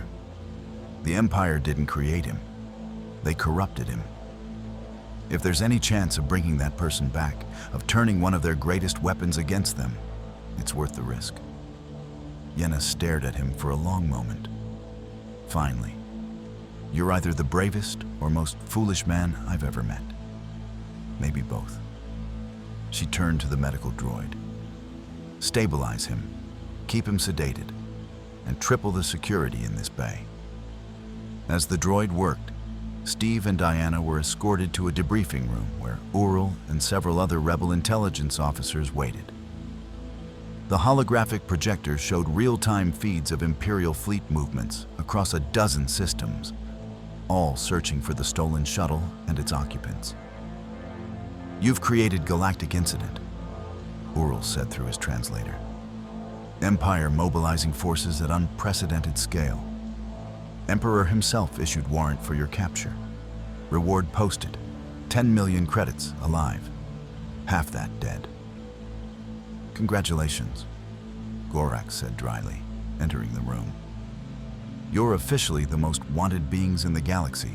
That's actually impressive. Diana smiled slightly. We've been wanted before. Hydra put a bounty on Steve during World War II. Ares once offered godhood to anyone who could kill me. We managed. This isn't your world, Yenna reminded them, bringing up tactical displays. You don't have armies backing you here. No Avengers, no Justice League. Just us, a rebel alliance that's outgunned, outnumbered, and now harboring the Empire's most wanted prisoners. Steve leaned forward, studying the displays. Then we need to move fast. The intelligence on Scarif. Do you have it? Yenna's expression shifted to something calculating. We do. Full facility schematics, guard rotations, shield gate access codes that are probably already outdated. But I'm not handing it over until we discuss what you intend to do. We're going to Scarif, Steve said simply. We're going to infiltrate the research facility, acquire information about interdimensional technology, and steal whatever we need to get home. And steal Imperial technology to bring back to your Earth, Yenna added. That part's not forgotten. That's right, Steve confirmed. Our world needs to be prepared. If empires like this exist in the cosmos, Earth can't remain ignorant and defenseless. Your world's defenses are your concern, Yenna said. But I need something in return. Vader. When he wakes up, if he wakes up, I want everything he knows. Troop deployments, Imperial weaknesses, secret operations, everything. We'll interrogate him together, Diana offered. My lasso compels truth. He won't be able to lie. And if he can't be turned? Gorak asked. If he's too far gone, too corrupted by the dark side? Steve's jaw tightened. Then we'll deal with that when it happens. But I'm not giving up on anyone without trying first. The medical droid emerged from the bay, its optical sensors glowing softly. Subject has been stabilized. Surgical repairs complete. He will regain consciousness within 6 hours. 6 hours until they'd face Darth Vader again. This time not in combat, but in interrogation. 6 hours to prepare for a conversation that could change everything or confirm that some people were beyond redemption. Steve spent those hours reviewing Scarif intelligence with tactical precision. The facility was formidable. A shield gate in orbit that blocked unauthorized access. Shore troopers specifically trained for tropical combat. And death troopers, elite Imperial soldiers who made standard Stormtroopers look like children playing soldier. But there were weaknesses. Every fortress had them. Loading bays that cycled for supply ships. Communication towers that coordinated the shield gate. Internal security that relied too heavily on automated systems. Diana joined him after 3 hours. Her expression thoughtful. I've been thinking about what Vader said. About being Anakin Skywalker. About killing his Jedi brothers for power and love. What about it? It reminds me of stories from my world. Heroes who fell to darkness because they believed they were doing right. Heracles in his madness. Medea's revenge, Ajax's pride. She paused. The darkness isn't always external. Sometimes we create it ourselves, one choice at a time. That's why we have to try, Steve said quietly. Because if people like us don't believe in redemption, if we don't offer second chances, then we're just enforcers of punishment, not symbols of hope. You're a good man, Steve Rogers. This galaxy is lucky you crashed into it. Tell me that again after we see if I'm wrong about Vader. When the 6 hours elapsed, Steve and Diana returned to the medical bay to find Vader already awake, restrained to the medical table by reinforced bindings and surrounded by 6 heavily armed rebels. His breathing was steady now, his armor repaired enough to function, but his helmet turned to track their entrance with the focus of a predator. Captain America, Wonder Woman. The mechanical voice carried no emotion, but Steve had learned to read body language. The slight tension in Vader's frame suggested wariness. You saved my life. Why? Because you're worth saving, Steve said simply. You told us you were Anakin Skywalker once, a Jedi Knight. We want to talk to that person. See, continue, Anakin Skywalker is dead, Vader replied flatly. I killed him. Only Darth Vader remains. Diana stepped forward, her lasso uncoiling from her hip. Let's test that claim, shall we? This is the lasso of truth, forged by Hephaestus, god of the forge. It compels absolute honesty. You've experienced it before. You know you cannot lie while bound by it. I will not, Vader began, then fell silent as the golden rope wrapped around his torso. His breathing hitched, and Steve saw his hands clench into fists. What is your name? Diana asked, her voice carrying absolute authority. Darth Vader. A pause, then words forced out against his will. Anakin Skywalker. Good, Steve said, pulling up a chair. Anakin, we need to understand what happened to you, how you became what you are, because we're going to offer you something nobody else in this galaxy will. And what is that? Vader Anakin asked, his voice distorted with pain and anger, and something else Steve couldn't quite identify. A choice, Steve said.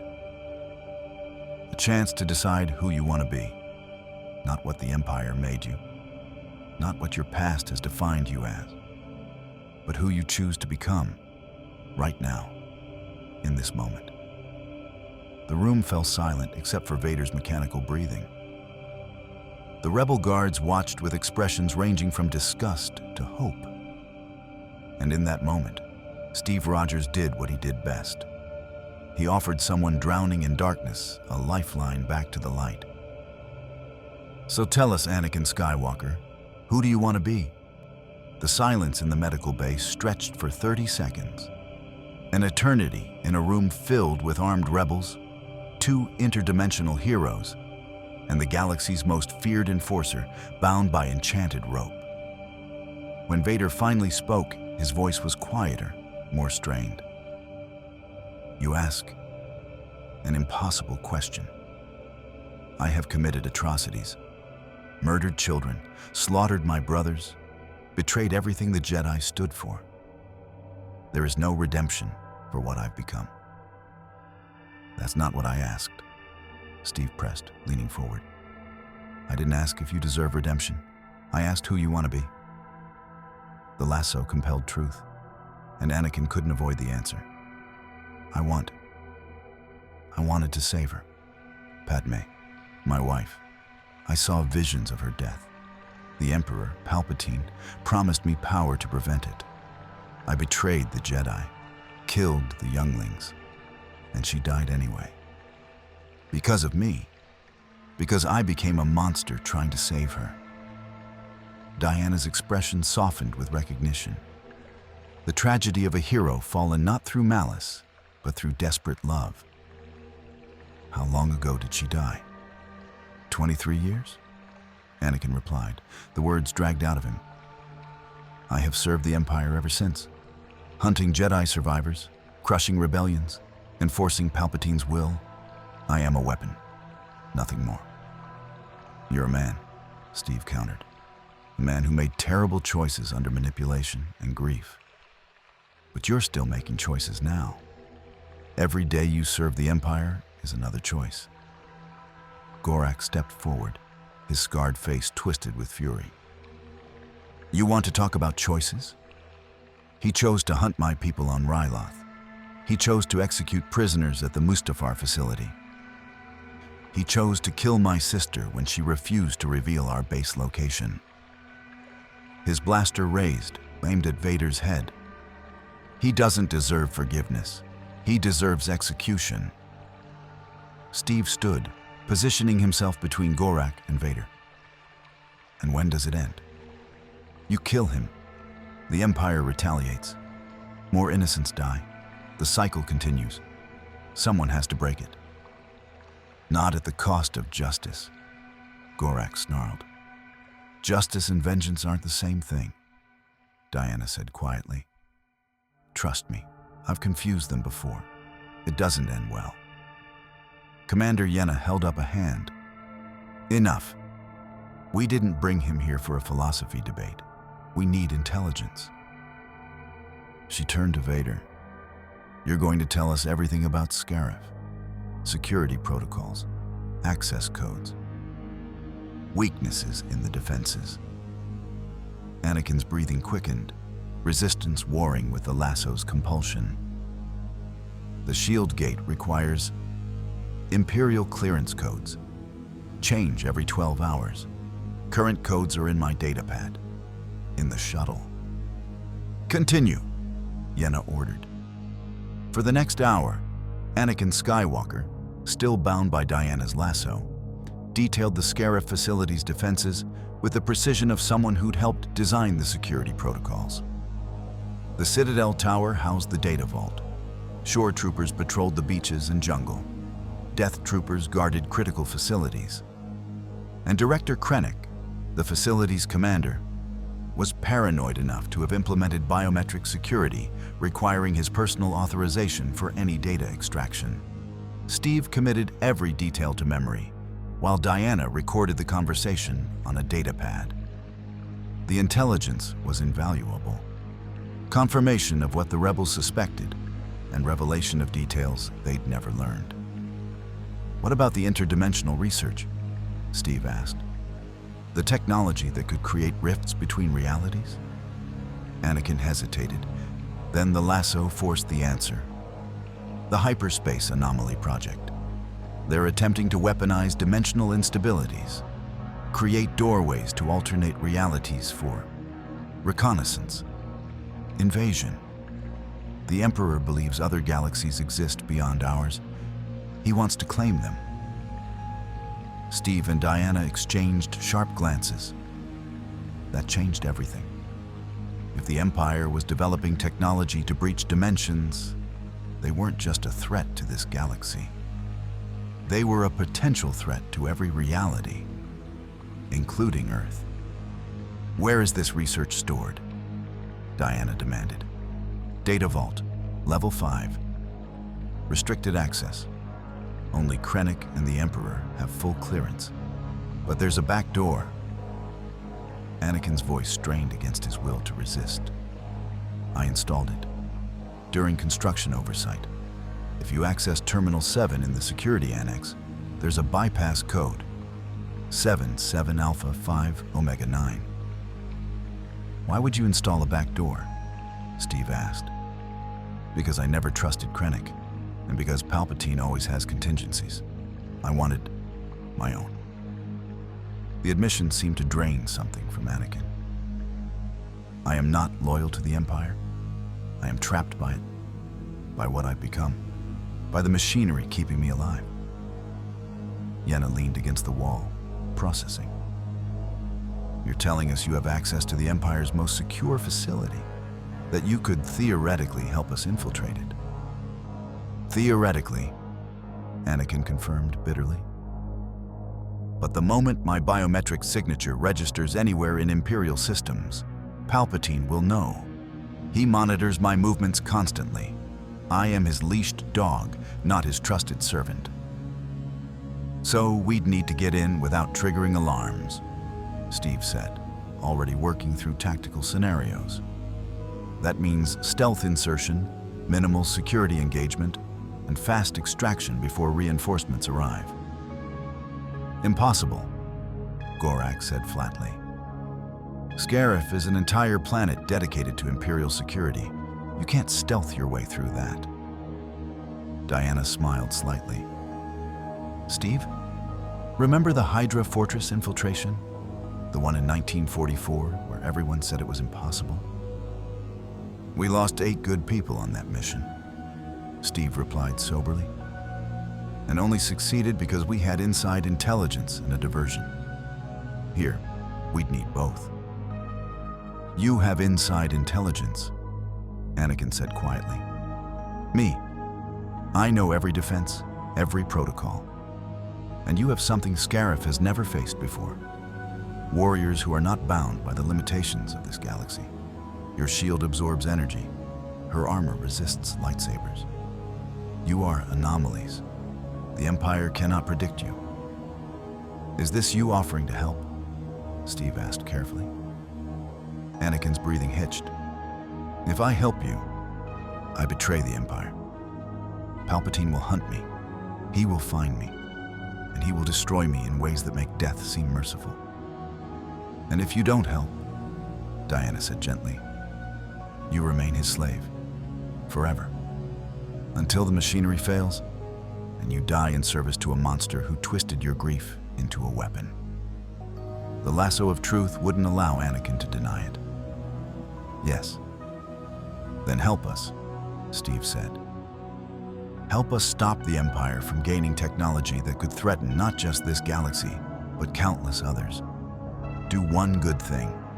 Make one choice that Anakin Skywalker would have made, not Darth Vader."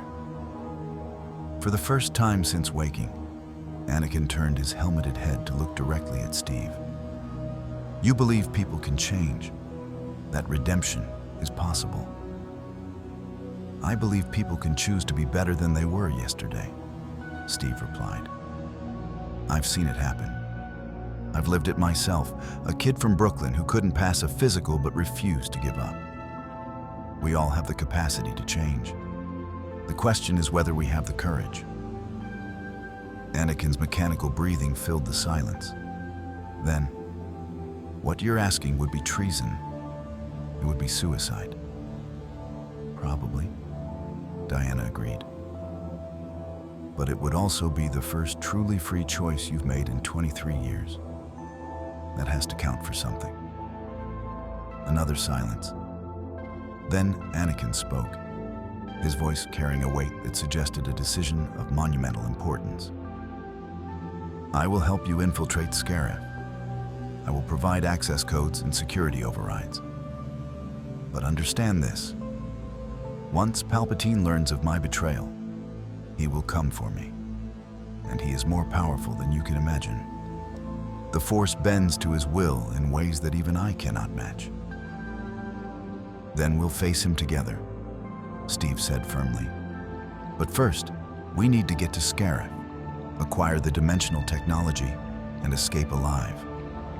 One problem at a time. Commander Yenna pushed off the wall, her expression calculating. If he's helping, and that's still an enormous if, we need a plan. Scarif isn't some minor Imperial outpost. It's a planetary fortress. Steve gestured to the holographic display. Bring up the schematics. Let's start planning.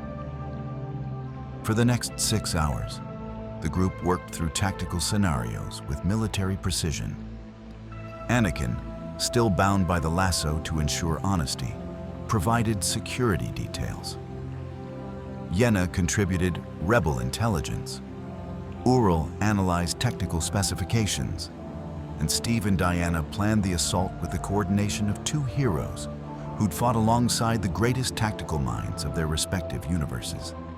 The plan that emerged was audacious, dangerous, and dependent on timing so precise that a single mistake would trigger overwhelming Imperial response. Phase 1. Infiltration. Use Vader's Imperial shuttle with his clearance codes to bypass the shield gate. Present as a routine inspection from the Emperor's office. Minimal crew to avoid suspicion. Phase 2. Data acquisition. Steve and Diana, disguised as Death Troopers, would escort Vader to the security annex. Access Terminal 7. Download all research data on the Hyperspace Anomaly project. Phase 3. Material acquisition. While extracting data, physically steal prototype dimensional rift generator from the research lab. The technology was too valuable to leave for the Empire. Phase 4. Extraction. Evade or fight through security to return to the shuttle. Escape through the shield gate before it could close. Jump to hyperspace before the Imperial fleet could respond. It's ambitious, Gorak admitted grudgingly. Possibly insane. But it might actually work. It will work, Steve said with the confidence of someone who'd led impossible missions before. Because we don't have another option. Diana stood, stretching muscles that never truly tired. When do we leave? 24 hours, Yenna said. That gives us time to prepare equipment, forge credentials, and brief everyone on contingencies. It also gives Vader, she said the name with barely concealed distaste, time to prove he's actually committed to this insanity. I will not betray you, Anakin said quietly. Not because of your lasso, but because for the first time in decades, someone is offering me a path that isn't soaked in blood. I may not deserve redemption, but I can at least choose to stop adding to my crimes. Steve released the lasso's bindings, and Diana carefully coiled it at her hip. Anakin sat up slowly, his mechanical body protesting, and the rebel guards immediately raised weapons. Stand down, Yenna ordered. If he wanted to kill us, he'd have done it by now. The lasso confirmed he's committed. She fixed Anakin with a hard stare. But understand this, Skywalker. One wrong move, One hint of betrayal, and I will personally space you. Vader or not, you're on a very short leash." "Understood," Anakin replied. As the group dispersed to prepare for the mission, Steve found himself alone with Anakin in the medical bay. The Sith Lord, or former Sith Lord, stood at the viewport, watching stars streak past in hyperspace. "You remind me of Obi-Wan," Anakin said quietly.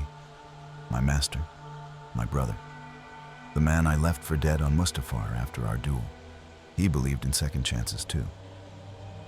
It got him killed by me." "I'm sorry," Steve said, meaning it. "Don't be. I earned every ounce of his hatred, and yours, and theirs." He gestured vaguely at the base around them. "But you're still offering me this chance. Why?"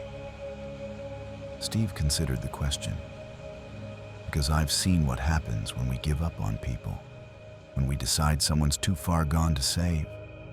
It creates a world where redemption is impossible, where mistakes define you forever.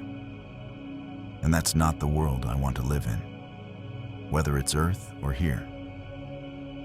Anakin turned to face him, and though Steve couldn't see through the helmet, he felt the weight of that gaze. "Your idealism will get you killed in this galaxy, Captain."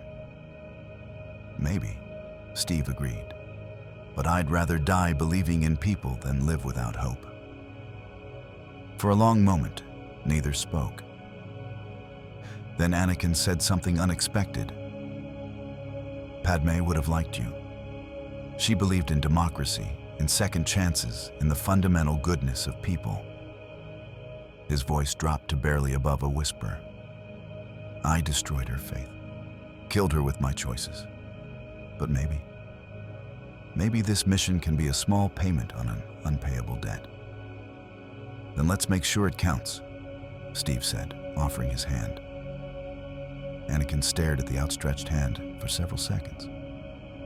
Then, slowly, he reached out and shook it, a gesture of alliance between a fallen Jedi and a hero from another universe.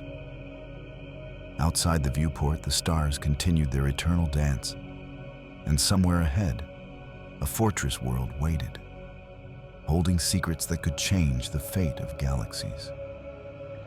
In 24 hours, they would find out if redemption was truly possible, or if some falls were too far to recover from.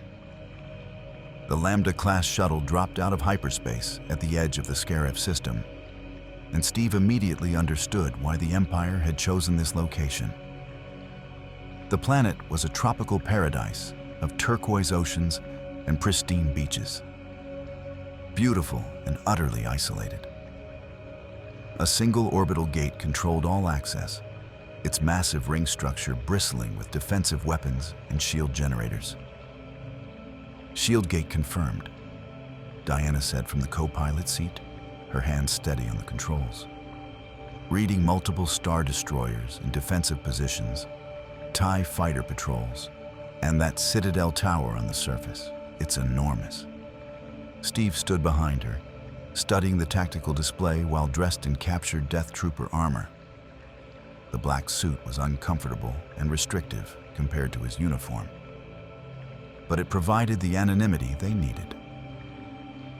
Diana wore matching armor, though she'd refused to remove her bracers. They were concealed beneath the gauntlets.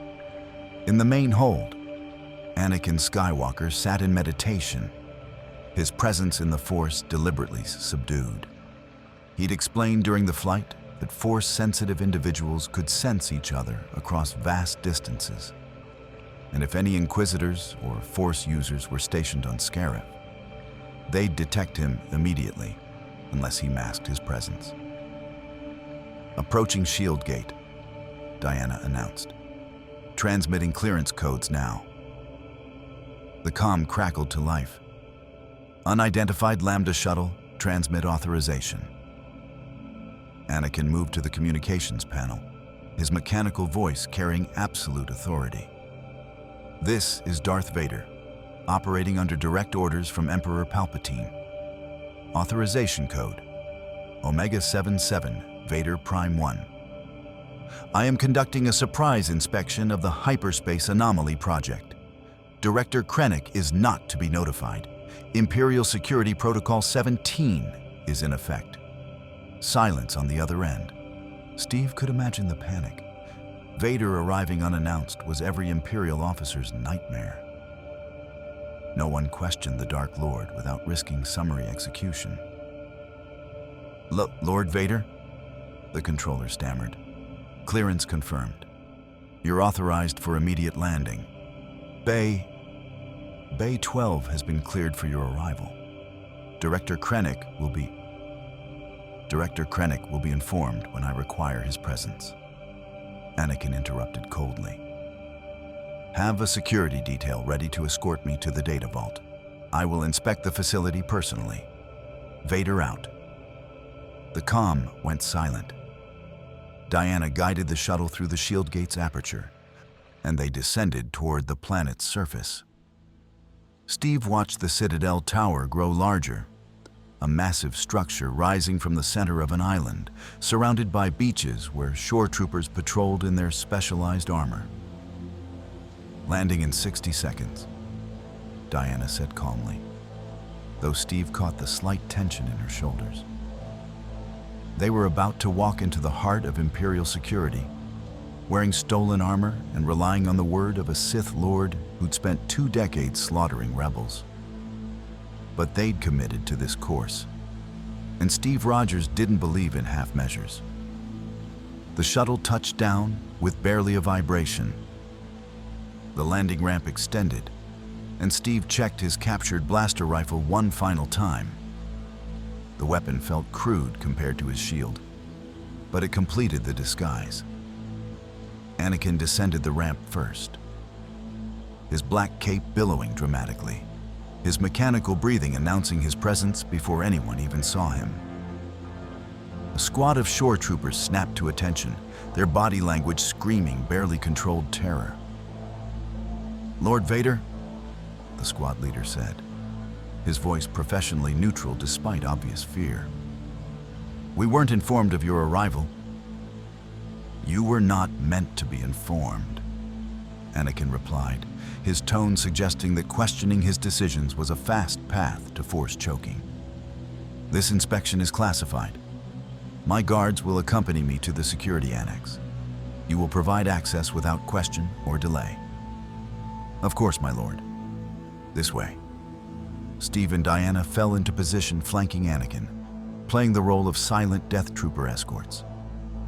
The shore troopers led them into the Citadel Tower, through corridors that hummed with technological sophistication. Scientists in white uniforms hurried past, avoiding eye contact with Vader. Imperial officers pressed themselves against walls. Everyone understood. When Darth Vader walked these halls, you became invisible or you became a target. They passed data storage facilities, research laboratories filled with equipment Steve couldn't begin to identify, and security checkpoints where their clearance codes were verified without question. Anakin's presence was a skeleton key that opened every door. Finally, they reached the security annex, a room filled with computer terminals and monitoring stations where Imperial intelligence officers tracked everything happening within the facility. An officer approached nervously. Lord Vader, how may we assist your inspection? Terminal 7, Anakin said without preamble. Access it, now. The officer's hands trembled as he activated the terminal. It's online, my lord. What data do you require? Anakin stepped aside slightly, gesturing to Steve. My specialist will handle the extraction. You will observe and ensure no security protocols are violated. Am I clear? Yes, my lord. Steve moved to the terminal, his enhanced mind immediately processing the interface. The Imperial computer system was sophisticated, but followed logical architecture, not too different from SHIELD databases he'd accessed during missions. His fingers moved across the holographic keyboard with practiced efficiency. navigating through security layers using the bypass code Anakin had provided. Hyperspace Anomaly Project. Classified. Emperor's eyes only. He was in. Files began downloading to the portable data storage device hidden in his armor. Research notes on dimensional rifts, theoretical frameworks for breaching reality barriers, experimental results from attempted portal generation, and, most critically, schematics for a prototype dimensional rift generator that could theoretically open doorways between universes. The download progress bar crept forward 23%, 31%, 45%. Lord Vader, a new voice called from the entrance. Steve's hand moved toward his blaster instinctively, but Anakin's subtle gesture stopped him. Director Orson Krennic swept into the security annex, his white cape pristine, his expression a mixture of confusion and barely concealed irritation. I was informed of your arrival. I must say, an unannounced inspection is highly irregular. The Emperor usually provides advance notice when the Emperor's communications are not your concern, Anakin replied, his voice cutting like a blade. I am here to verify the progress of the Hyperspace Anomaly Project. Your reports have been inconsistent. Krennic's jaw tightened. I assure you the project is proceeding on schedule. We've made significant breakthroughs in dimensional barrier penetration. If you'd given me time to prepare a proper briefing. I do not require briefings. I require results. Anakin gestured dismissively. Return to your duties. I will summon you if your presence becomes necessary. It was a calculated insult, delivered with Imperial authority, and Krennic's face flushed with suppressed rage. But he was smart enough not to argue with Darth Vader.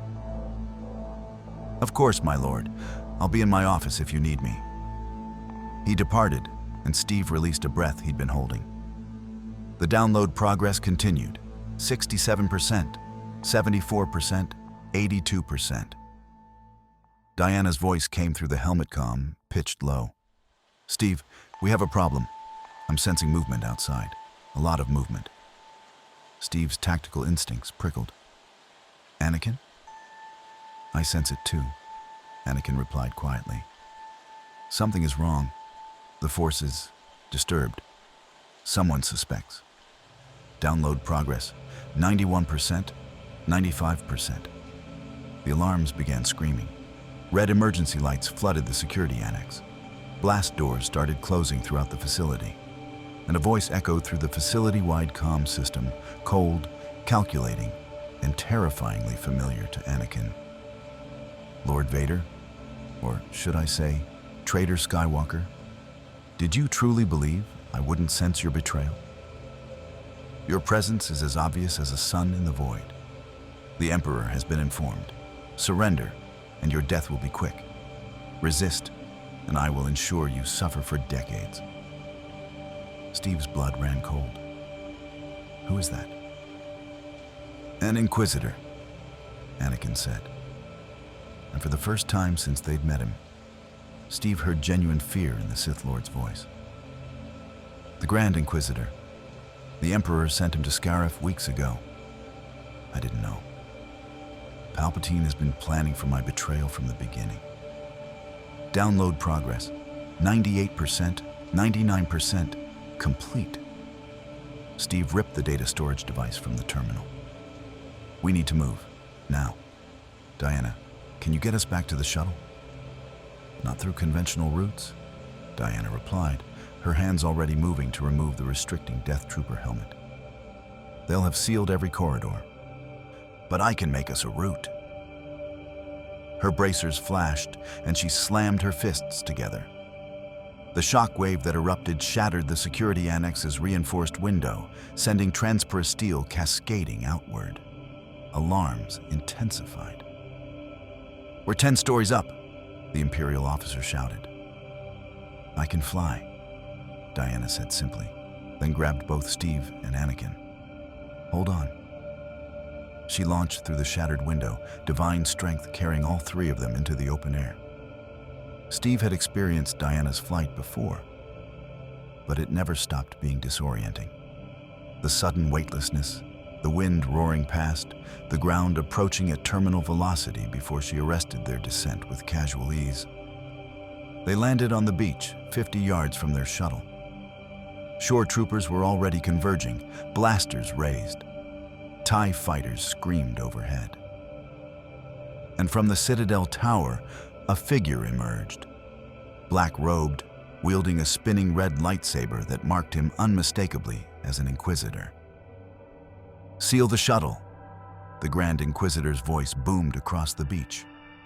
"They must not escape." Steve's shield was back in his hand. He'd stashed it in the shuttle, unable to conceal it under the armor. And the familiar weight centered him. Beside him, Diana drew her sword, the God-Killer blade gleaming in Scarif's tropical sunlight. And Anakin ignited his own lightsaber, red blade humming with lethal promise. "For the record," Steve said as 50 shore troopers formed a firing line, "this is not how I hoped this would go." "Welcome to working with Darth Vader," Diana replied. "Nothing ever goes according to plan." "Less talking," Anakin said grimly. "More surviving. The Inquisitor is coming, and he won't be alone. If the Emperor truly planned for this, there will be more." The shore troopers opened fire. Steve's shield became a blur of motion, deflecting blaster bolts with the precision of 100 battles. Diana's bracers created a defensive perimeter, her superhuman reflexes making her nearly impossible to hit. And Anakin moved like the Jedi Knight he'd once been, lightsaber deflecting shots back at their sources, force powers yanking weapons from hands and throwing soldiers into the sand. They fought as a unit, 3 warriors from different universes, bound by necessity and fragile trust, carving a path toward their escape. But the Grand Inquisitor was descending now, his spinning lightsaber creating a deadly disk of plasma. And behind him came reinforcements. AT-AT walkers emerging from the jungle, their massive legs shaking the ground, TIE bombers circling for strafing runs. And most terrifyingly, the shield gate was powering up its weapon systems, targeting their shuttle. "We're not going to make it to the shuttle in time," Diana said, her voice still calm despite the impossible odds. "Then we hold here," Steve replied, shield braced as an AT-AT's main cannon fired. The blast struck his vibranium shield and dispersed, but the shockwave drove him to one knee. Anakin stepped forward, and his voice carried absolute certainty. "No. You two get to the shuttle. I'll buy you time." "That's suicide," Steve protested. "It's justice," Anakin corrected. 23 years overdue. I have committed atrocities, destroyed lives, served a monster. He gestured at the approaching Imperial forces. "This is my chance to die for something other than the Empire's tyranny. Take the data. Return to your Earth. And remember that even the fallen can choose to fall toward light." Diana's expression softened with understanding, the recognition of a warrior making their final stand. "Anakin, go!" he roared, and thrust out both hands. The force erupted from him with power Steve had only glimpsed before. AT-AT walkers were lifted bodily off the ground, their massive frames suspended in midair. TIE fighters spiraled out of control, their flight paths hijacked by invisible power. Shore troopers were thrown backward like leaves in a hurricane. "Now!" Anakin shouted, and Steve saw his lightsaber hand trembling with the effort of holding back an entire Imperial garrison through sheer force willpower. Steve grabbed Diana's arm. "We have to go." He's made his choice. They ran for the shuttle, and every instinct screamed at Steve that they were abandoning an ally, leaving a man to die alone. But Diana's hand was on his shoulder, pulling him up the ramp, and the shuttle's engines were already screaming to life. The last thing Steve saw before the ramp closed was Anakin Skywalker. No longer Darth Vader, but the Jedi Knight he'd once been. Standing alone on a beach surrounded by enemies, holding back an army with the Force, while two heroes from another universe escaped with hope for their world. Then Diana slammed the throttle forward, and the shuttle rocketed skyward, Scarif falling away beneath them as the shield gate's weapons locked on. The shield gate's turbo laser batteries fired in perfect synchronization, 12 beams of superheated plasma converging on the fleeing shuttle.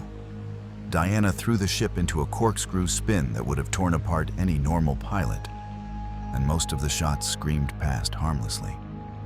One clipped the port stabilizer, and alarms shrieked as the shuttle's shields dropped to 30%. "Hold together," Steve muttered, bracing himself in the co-pilot seat. Below them, through the viewport, he could still see the beach where Anakin stood, a lone figure surrounded by chaos, lightsaber blade a crimson beacon against the white sand. Then the Grand Inquisitor reached him. Even from this altitude, Steve could see the duel, two red lightsabers meeting in a clash of plasma and fury. Anakin was powerful, augmented by decades of Sith training and sustained by machinery that wouldn't let him fall. But the Grand Inquisitor was fresh, ruthless, and backed by an entire garrison. "He can't win," Diana said quietly, her hands never leaving the controls as she navigated through a web of turbo laser fire. "Even if he defeats the Inquisitor, there are too many. The AT-ATs, the reinforcements." "He knows," Steve replied, his jaw tight. "That's why he's doing it. To give us time." Another volley of turbo laser fire rocked the shuttle. Diana pulled them into a climb so steep it defied physics, engines screaming in protest. The shield gate loomed ahead, its massive ring structure already beginning to close, the aperture shrinking with mechanical efficiency. "We're not going to make it through in time," Steve calculated, watching the gap narrow. 20 seconds until closure. 15 until they reached it at current speed. The math was brutally simple. Diana's eyes flashed with determination. "Steve, I need you to trust me. Always." She angled the shuttle into a dive that sent them plummeting back towards Scarif's atmosphere, building velocity. The shield gate's weapons tracked them, confused by the reversal. TIE fighters broke formation, uncertain whether to pursue or defend. Then Diana pulled up with every ounce of thrust the engines could produce. The shuttle became a missile, accelerating straight up through Scarif's gravity, well faster than any Imperial craft was designed to fly. The hull temperature spiked into the red zone. The shields failed completely, stripped away by atmospheric friction. And Diana aimed them directly at the closing gap in the shield gate with the precision of an Amazon warrior princess who trained for 3 millennia. They threaded the needle with 3 feet of clearance on either side. The shuttle burst into open space, leaving the shield gate behind as it sealed completely. TIE fighters that had been in pursuit were now trapped on the wrong side, unable to follow. The Star Destroyers in high orbit began vectoring to intercept, but Diana was already inputting hyperspace coordinates. "Jumping in 5 seconds," she announced. 4, 3... "Wait," Steve said suddenly, his eyes fixed on the planet below. "Diana, wait." "Steve, we don't have time. Just 1 more second, please." Through the viewport, magnified by the shuttle's sensors, Steve watched the beach on Scarif. Watched Anakin Skywalker, the man who'd been a slave, a Jedi, a husband, a father, a monster, and finally, in his last moments, a hero, finish his duel. The Grand Inquisitor's spinning lightsaber flew from his grip. Anakin's blade found its mark, cutting through the Inquisitor's defenses. But even as the Inquisitor fell, the AT-ATs opened fire. Turbo-laser blasts from the Citadel Tower converged on Anakin's position. And Steve watched as as Anakin Skywalker was consumed by fire. The explosion bloomed across the beach like a miniature sun. "Now," Steve said quietly. "Jump now." Diana pulled the hyperspace lever. The stars stretched into lines, and Scarif disappeared behind them, left in a galaxy that would never quite understand what had happened on that beach. Two beings from another universe had crossed paths with a fallen Jedi, offered him redemption, and watched him sacrifice everything for a chance to die as the man he'd once been. In the sudden quiet of hyperspace, Steve finally allowed himself to breathe. His hand found the data storage device in his armor. The information they'd risked everything to obtain, the technology that could help Earth prepare for an uncertain future among the stars. It felt heavier than it should. Diana emerged from the cockpit after setting their course to the Rebel rendezvous point. She'd removed the Death Trooper armor, back in her familiar crimson and gold. Her expression was somber. "He saved us," she said simply. "In the end, he chose to be more than what the Empire made him." "He was always more," Steve replied. "He just forgot for a while." The Emperor twisted his love into a weapon, his grief into rage. But underneath all that darkness, Anakin Skywalker was still there, still capable of making the right choice. "Do you think it was enough?" Diana asked. "To balance what he'd done, all the lives he'd taken?" Steve considered the question, the same question he'd asked himself about other people he'd tried to save, other former enemies he'd offered second chances. "I don't know if we get to decide that. But I know he died fighting for something other than tyranny. That has to count for something." Diana nodded slowly. "The rebels will want to know what happened. Commander Yenna will want a full report. Then we'll tell them the truth. That Anakin Skywalker gave his life so we could complete the mission. That he chose redemption, even knowing it would cost him everything." The hyperspace journey took 6 hours, long enough for Steve and Diana to examine the data they'd stolen. And what they found was both extraordinary and terrifying. The Hyperspace Anomaly Project had made significant progress toward dimensional rift technology.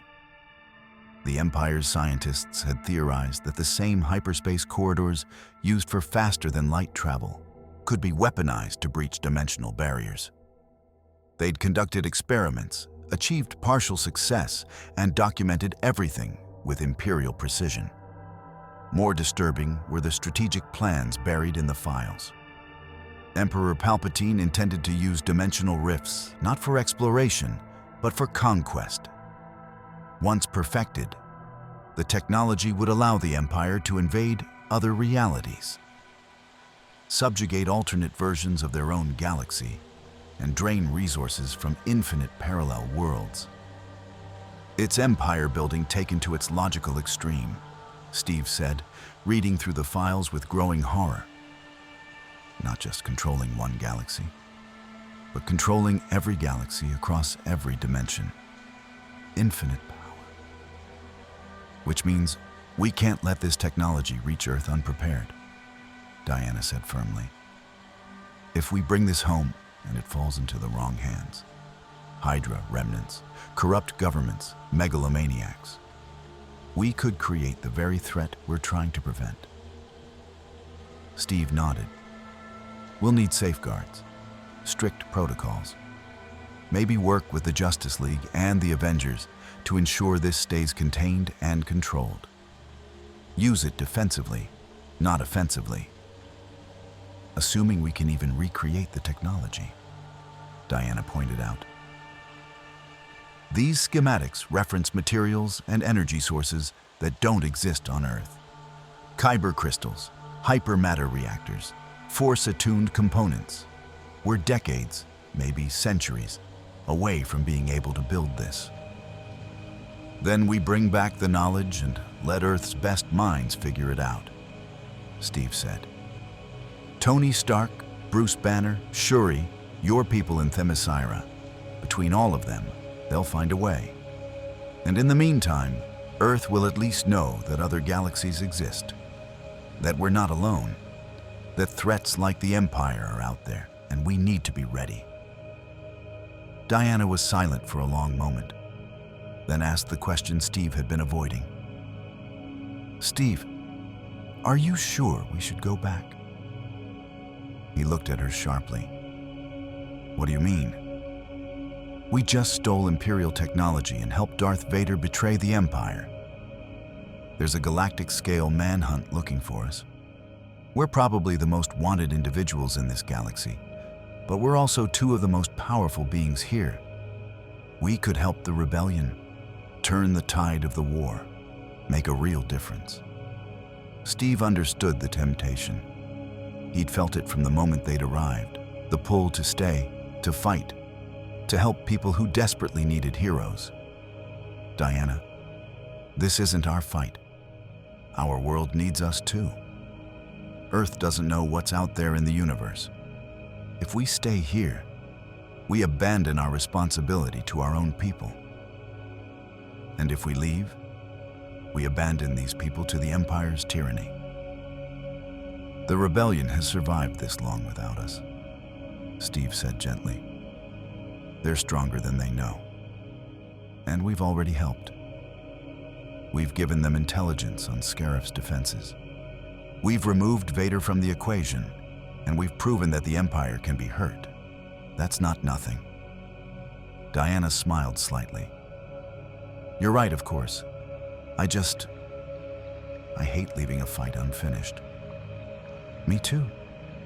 But our fight is on Earth, making sure our world is ready for whatever comes next. They dropped out of hyperspace at the Rebel rendezvous point. A barren moon orbiting a gas giant, its surface pockmarked with craters. The Rebel base was hidden in a network of underground tunnels, shielded from Imperial sensors by natural minerals in the moon's crust. Commander Yenna met them in the landing bay, her expression unreadable. Behind her stood Gorak, Ural, and 24 other rebels, all armed, all watching the shuttle with wary eyes. Where's Vader? Yenna asked without preamble. Steve descended the ramp, his shield on his arm, then met her gaze directly. Anakin Skywalker died on Scarif. He held off Imperial forces long enough for us to escape with the data. He chose redemption over survival. The silence that followed was profound. Rebels exchanged glances, processing the impossible, that Darth Vader, the Empire's most feared enforcer, had sacrificed himself for a rebel mission. Finally, Gorak spoke. He's dead? Yes, Diana confirmed, joining Steve on the ramp. He fought the Grand Inquisitor, held back an entire garrison, and was killed by turbo-laser fire from the Citadel Tower. We watched it happen. There's no question. Then it's over, someone in the crowd whispered. Vader's dead. No, Steve corrected firmly. Darth Vader died years ago, when Anakin Skywalker fell to darkness. What died today was a man who spent his last moments choosing to be better than what he'd become. Remember him that way. Yenna studied Steve for a long moment, then nodded slowly. Did you get the data? Steve held up the storage device. Everything on the Hyperspace Anomaly project. Research notes, schematics, strategic plans. The Empire's been developing dimensional rift technology, and they're planning to use it for multiversal conquest. The rebels erupted into urgent conversation, the implications sinking in. Ural's translator clicked rapidly. This changes everything. Emperor not content with one galaxy, wants to conquer infinite realities. This is beyond anything we prepared for. Which is exactly why we need to get this information to Earth, Diana said. Our world needs to know what's possible, what threats exist, and how to prepare. You're leaving, Yenna said. It wasn't a question. We have to, Steve replied. This isn't our galaxy. Our people need us, and they need this information. But before we go, we want to give you something. He pulled a second data storage device from his armor, this one containing copies of everything they'd learned about Imperial operations, security protocols, and strategic weaknesses Anakin had revealed during interrogation. Everything Anakin told us about Imperial procedures, weaknesses in Star Destroyer defenses, security vulnerabilities. It won't win the war for you, but it might give you an edge. Yenna took the device, her expression softening slightly. You could have kept this, used it as leverage. That's not who we are, Diana said simply. We help when we can, where we can. Even if we can't stay to see it through. Gorak stepped forward, his scarred face surprisingly emotional. You fought the Empire. You captured Vader. You stole Imperial technology. And you proved that even the Empire's monsters can be redeemed. That's more than we could have asked for. It's what we do, Steve said with a slight smile. We're heroes. It's kind of our job. How will you return home? Auril asked. You have data, but no device. Technology is theoretical, not functional. We have something better, Diana replied. We have knowledge of what's possible. And on our Earth, we have allies, scientists, engineers, heroes with their own incredible abilities. Together, they'll find a way to recreate the dimensional rift. It may take time, but we'll get home. Steve looked around at the assembled rebels, farmers and fighters, idealists and survivors, all bound together by their refusal to accept tyranny.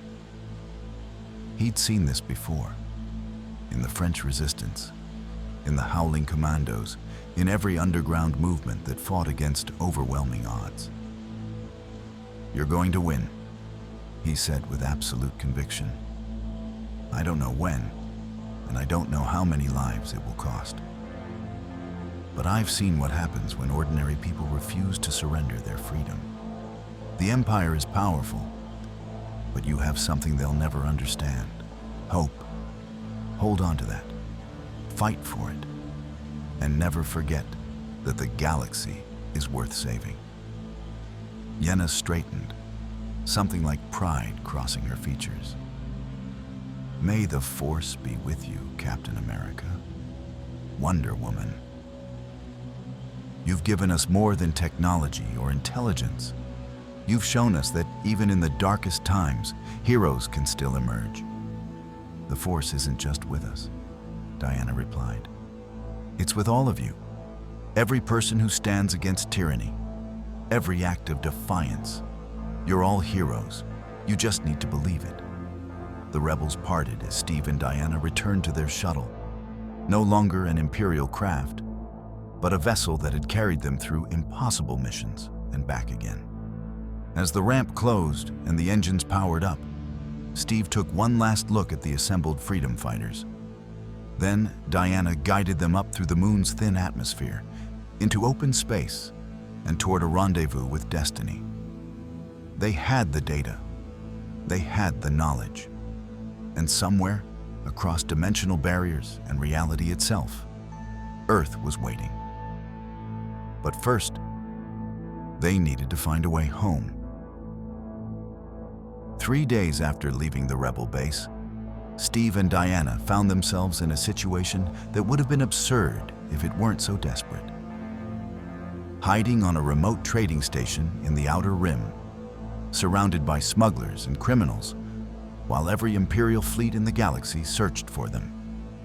The station, called simply the Wheel, was a rotating cylinder that generated artificial gravity through centrifugal force. It existed in the lawless spaces between Imperial and Rebel control, a neutral ground where anyone with credits could buy, sell, or hide. Perfect for two interdimensional fugitives who needed time to think. Steve nursed a drink at a corner table in the station's cantina, watching alien species he couldn't name engage in transactions he didn't want to understand. His shield rested against his leg, concealed under a tattered cloak. Diana sat across from him, her divine beauty attracting attention despite her attempts at disguise. "We need a plan," Steve said quietly, reviewing the data on a small holographic projector. "The dimensional rift technology requires energy sources we don't have access to. Without a working prototype, we're stuck here." "We could build one," Diana suggested. "Find a mechanic, an engineer, someone with the skills to construct what we need." "With what resources?" "We have Imperial data, but no kyber crystals, no hypermatter reactors, no force-attuned components. Even if we found someone willing to help, which is unlikely, we'd need access to restricted Imperial technology." Diana's expression turned thoughtful. "Then we steal it. One more Imperial facility, one more impossible mission." Steve wanted to say no. Wanted to tell her they'd pushed their luck far enough that another assault would get them killed. But the alternative was remaining stranded in this galaxy forever, and that was unacceptable. Before he could respond, a figure approached their table. A humanoid male with blue skin and red eyes, dressed in the practical clothes of a spacer. He slid into the booth uninvited, his expression cautious but curious. "You're them," he said without preamble. "The ones who killed Vader. The Empire's offering 10 million credits for your capture. Alive, preferably, but dead works too." Steve's hand moved toward his shield. "We're not looking for trouble." "Neither am I," the blue-skinned alien replied, raising his hands peacefully. "Name's Thrawn. I'm not Imperial, despite what my species might suggest. Chiss don't all serve the Empire, and I certainly don't serve them anymore. Not after what I've seen." Diana studied him with the eye of someone who'd interrogated prisoners for millennia. "What do you want, Thrawn?" "To help you," he said simply. "I've seen the data you stole. Imperial communications are buzzing with speculation about the Hyperspace Anomaly Project. You took something the Emperor desperately wants back. That makes you valuable allies." "Or valuable targets," Steve countered. "Both," Thrawn agreed with a slight smile. "But I'm betting you're more useful as allies. I know a facility, not Imperial technically. A research station operated by scientists who don't ask questions. They have the equipment you'd need to construct a dimensional rift generator, for a price." Steve and Diana exchanged glances. "What price?" "The data itself," Thrawn replied. "They'll help you build the device if they get to study the schematics. Not to use, just to understand. Knowledge has value in the Outer Rim." It was risky. Sharing Imperial technology with unknown parties could backfire spectacularly. But Steve had learned to recognize genuine offers from manipulative ones, and something in Thrawn's body language suggested honesty. "Why help us?" Diana asked bluntly. Thrawn's expression turned serious. "Because I've seen what the Empire does to worlds that resist. I've watched them burn entire systems to maintain order. And if they're developing technology to invade other dimensions, to spread their tyranny across infinite realities, someone needs to stop them. You two have already proven you can. That's rare enough to be worth supporting." Steve made a decision, the kind of tactical gamble that defined his career as Captain America. Show us this research station. We'll talk to these scientists. But if this is a trap, if it's a trap, you'll destroy me and everyone involved. Thrawn finished calmly.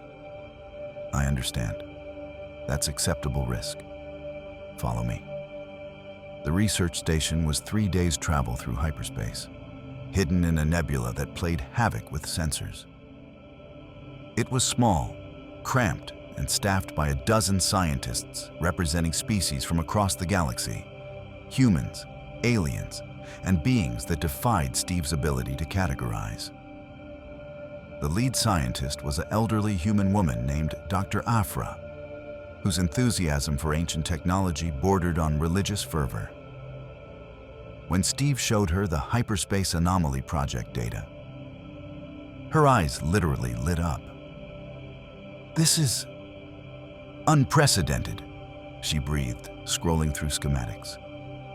Imperial research into dimensional mechanics has always been theoretical.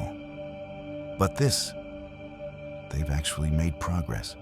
If I had access to the right components, can you build it? Steve asked directly. Dr. Aphra looked up, her expression calculating. Build a functioning dimensional rift generator? Maybe. Probably. The theory is sound, but the engineering challenges are substantial. I'd need kyber crystal fragments, at minimum, a power source capable of sustaining the rift, and something to anchor the dimensional coordinates. Without that, you'd open a portal to nowhere. How do we get these components? Diana asked. The kyber fragments I have, Dr. Aphra said, gesturing to a storage vault. Salvaged from destroyed lightsabers over the years. The power source, that's trickier. You'd need a reactor core from an Imperial facility. And the dimensional anchor? She trailed off, thinking. Actually, you might already have one. Your presence here is anomalous. You're not from this reality, which means you retain a dimensional signature, a connection to your origin point. If I could scan that signature, amplify it, I could use it to aim the rift. Steve felt hope kindle for the first time since arriving in this galaxy. How long would this take? With your help? 2 weeks, maybe 3. I'll need to scan both of you, calibrate the equipment, and continue the generator from scratch. It's not going to be pretty or safe, but it should work. Should, Diana repeated. Dr. Aphra shrugged. I'm a scientist, not a miracle worker. Interdimensional travel is theoretical. You'd be the first beings to attempt it deliberately. There's a 90% chance of success. And the other 10%? Steve asked. You get scattered across infinite realities, your atoms spread across dimensional barriers, or you create a cascade reaction that collapses both universes. But hey, 90% is pretty good odds, all things considered. Diana smiled grimly. I've faced worse odds. Let's do it. The next 2 weeks were the strangest of Steve's life.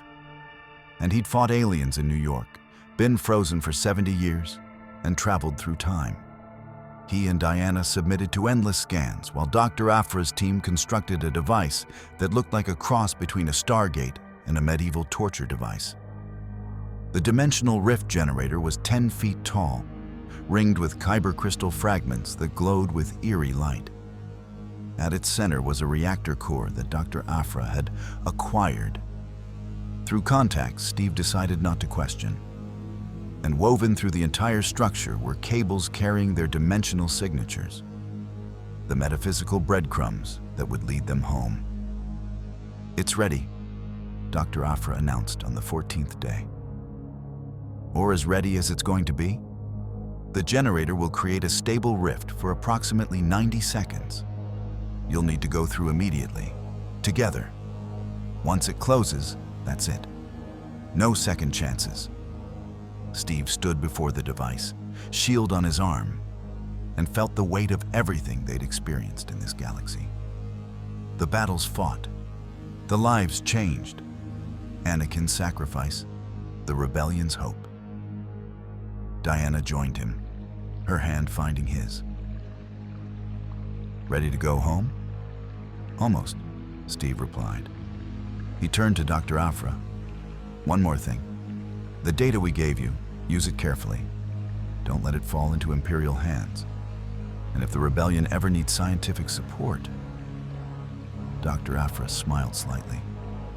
I'll consider it. Now go, before I change my mind about letting you take technology worth billions of credits. Thrawn stood nearby, his red eyes thoughtful. You've changed this galaxy, even in the short time you've been here. Vader's death, the Scarif data, proof that the Empire can be hurt. The rebellion will remember what you've done. Just tell them to keep fighting, Steve said. And to remember that hope is stronger than fear. Always.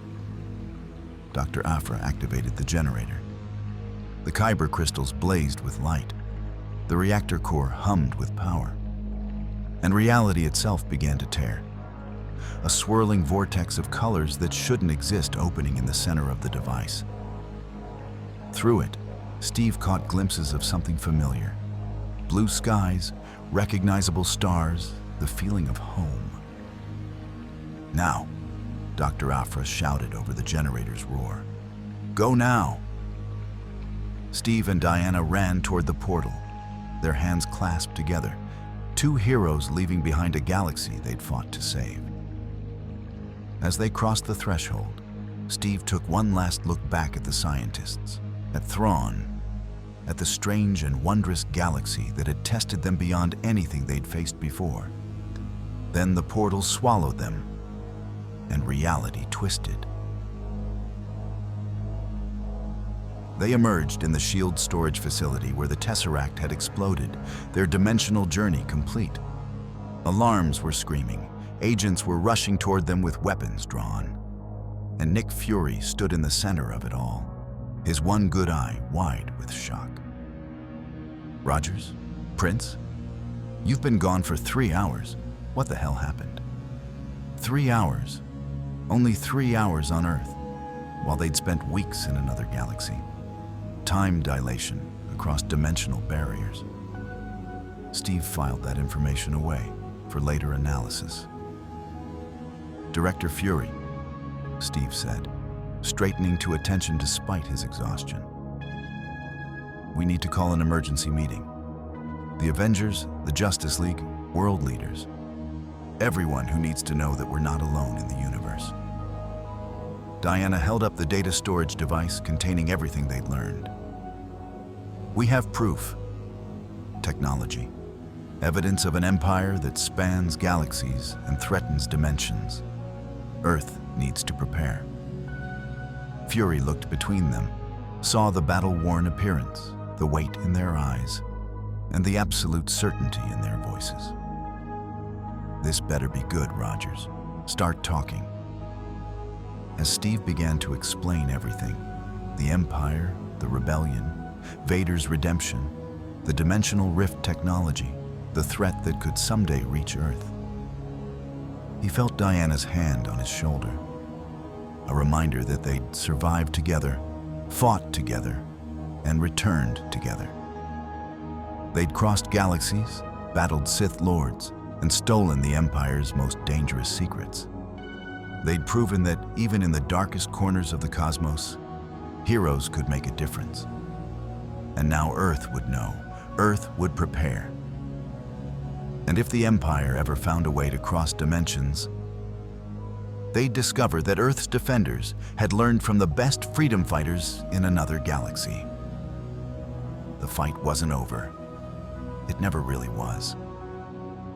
But for now, Steve Rogers and Diana Prince were home, carrying knowledge that would change their world forever.